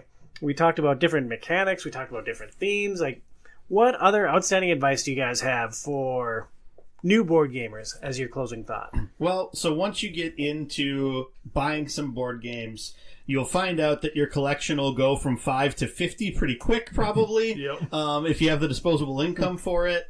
So you'll want to have a good shelving setup for the board games, so you don't end up in a place that I was, the last place I lived, where I just had towers of board games stacked up in my closet and then in my bedroom as I got more Kickstarters in and I didn't have anywhere to put them, and it was just like, all right, this is this tower of board games that are roughly the same size. So getting shelves that fit that specific kind of, general box size is a good one. As you buy more games, you'll learn that part of owning board games is figuring out the best way to organize the games. Board Game Geek actually does have a lot of people that talk about how they've organized their games, and if you have a 3D printer or access to a 3D printer, that's like a whole other sort of tangent that you can go down. The one thing I will say from a little bit more of a newcomer perspective, though, is if you get a game and you really like it, really try to do your best to take care of it. Buy sleeves for your game. I think there's a website, I think it's sleeveyourgames.com or something like that. It'll tell you these are the types of sleeves that you can buy, the exact amount of packs that you need in order to sleeve everything in it. If you have a game where you're going to be shuffling a lot of cards a lot, you really want to protect them so that they stand the test of time and hold up to it and hold up to your grubby fingerprints. Yeah. Because games do go out of print. Just because you can buy it at like Target today doesn't mean it'll be there a year from now, 3 years from now when your cards break down. Yes, and more likely than not, a game is going to go out of print. I mean, we talked about Battlestar Galactica is out of print completely at this point. And like some of the other games that I mentioned earlier, like you can't buy right now, they're going to be coming back out. But so yeah, I mean, you want to keep good care of them. Either because you want to, have them be as good as they can be for as long as possible, or if you're going to be selling them, you want to be able to get as much money back out of your investment as you can down the line. Yeah. I really like that taking care of your games tip. I think that's huge. I'm a big card sleever, and I know it's a very controversial topic actually in the board game community of like, are you a sleever or are you not? And I'm kind of like, why is it controversial? Some people, some board game companies don't actually they'll plan inserts and they'll plan it without card sleeves in mind. Yeah. And it sparks this whole why didn't, I'm a sleever, why doesn't it fit sleeves? Now I don't know if I want to buy your game. And people are like, well, get over it. Use it, abuse it, and be done with it. Enjoy it while you have it. And it's well, I don't know. I'd like to maybe keep some of my board games I love a long time, So I'm definitely a sleever. Some people are super against it. I don't know why, because it's why would you want to, especially these days, spend so much money on a game that just gets grummy fingers all over and you're missing a piece or a component. I mean, for some of the games, if they have really good quality card stock, the tactile feel of the cards is one thing. Right. And so losing that by putting it in a sleeve, there is a little bit of a loss from that perspective. But but overall, it's I want this to be good for as long as possible. Right. So I'll sleeve it. If it's something where you're not shuffling cards and they're just there as references or stuff like that, or you're not holding them a lot, or players aren't holding them a lot, then you're probably fine with Or upsaving. always buy Chip Theory because they're always made out of PVC. So there you go. Oh, there you go. So my tip actually, really quickly, sorry, Tom. Support Chip Theory at all costs forever. I'm going to get kicked off this podcast. I know it for sure. GTG for life. Yeah, I'm gonna have to up my Patreon support or something. Anyways, my tip would actually be there are tons of people that are passionate about board games and would love to help curate a recommendation for a new player. So whether you're listening to this and you want to just jump on, the Outside is Overrated Discord, I'm sure Joe and I could speak up pretty quickly about a board game recommendation if you really want one. Or if you're a random person that has found this, hello, welcome to OiO. But find a group on Facebook. There's tons of them. Mm-hmm. The community overall, every community has its grumpy people, we'll just call them.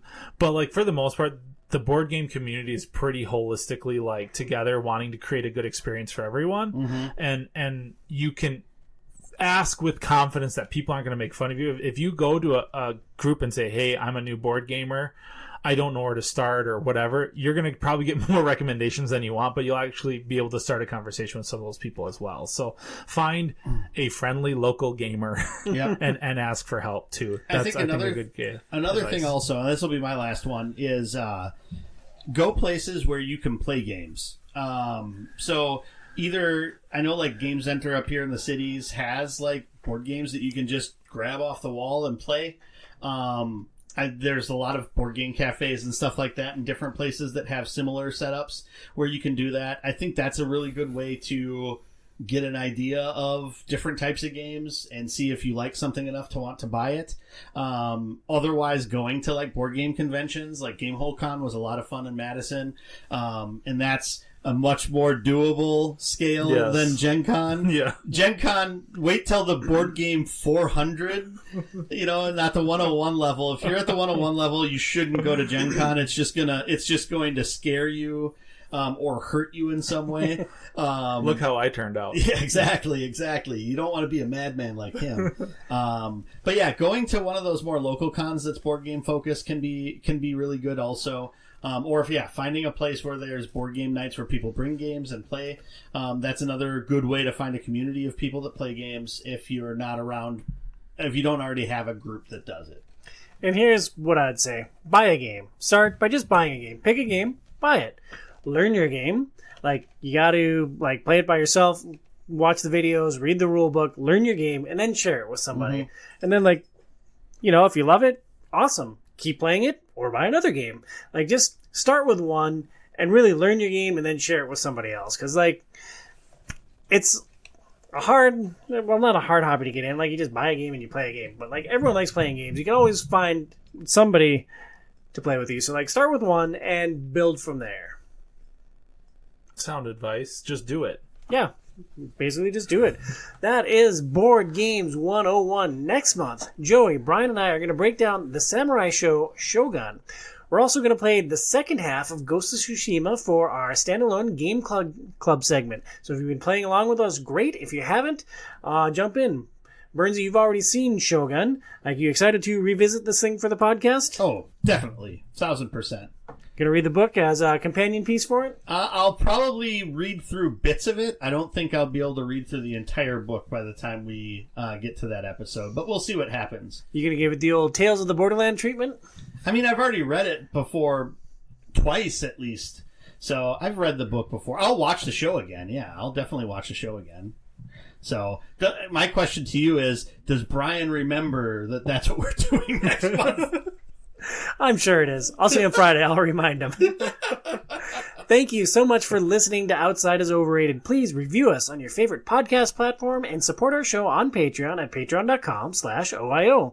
For Joey Burns at HobbyBoxBurns and twitch.tv/HobbyBoxBurns, and for Adam Wilson at Ox's Auditorium, I'm Tom Sidlogic at TomSidlogicOiO. We'll talk to you next month. Stay inside, kids.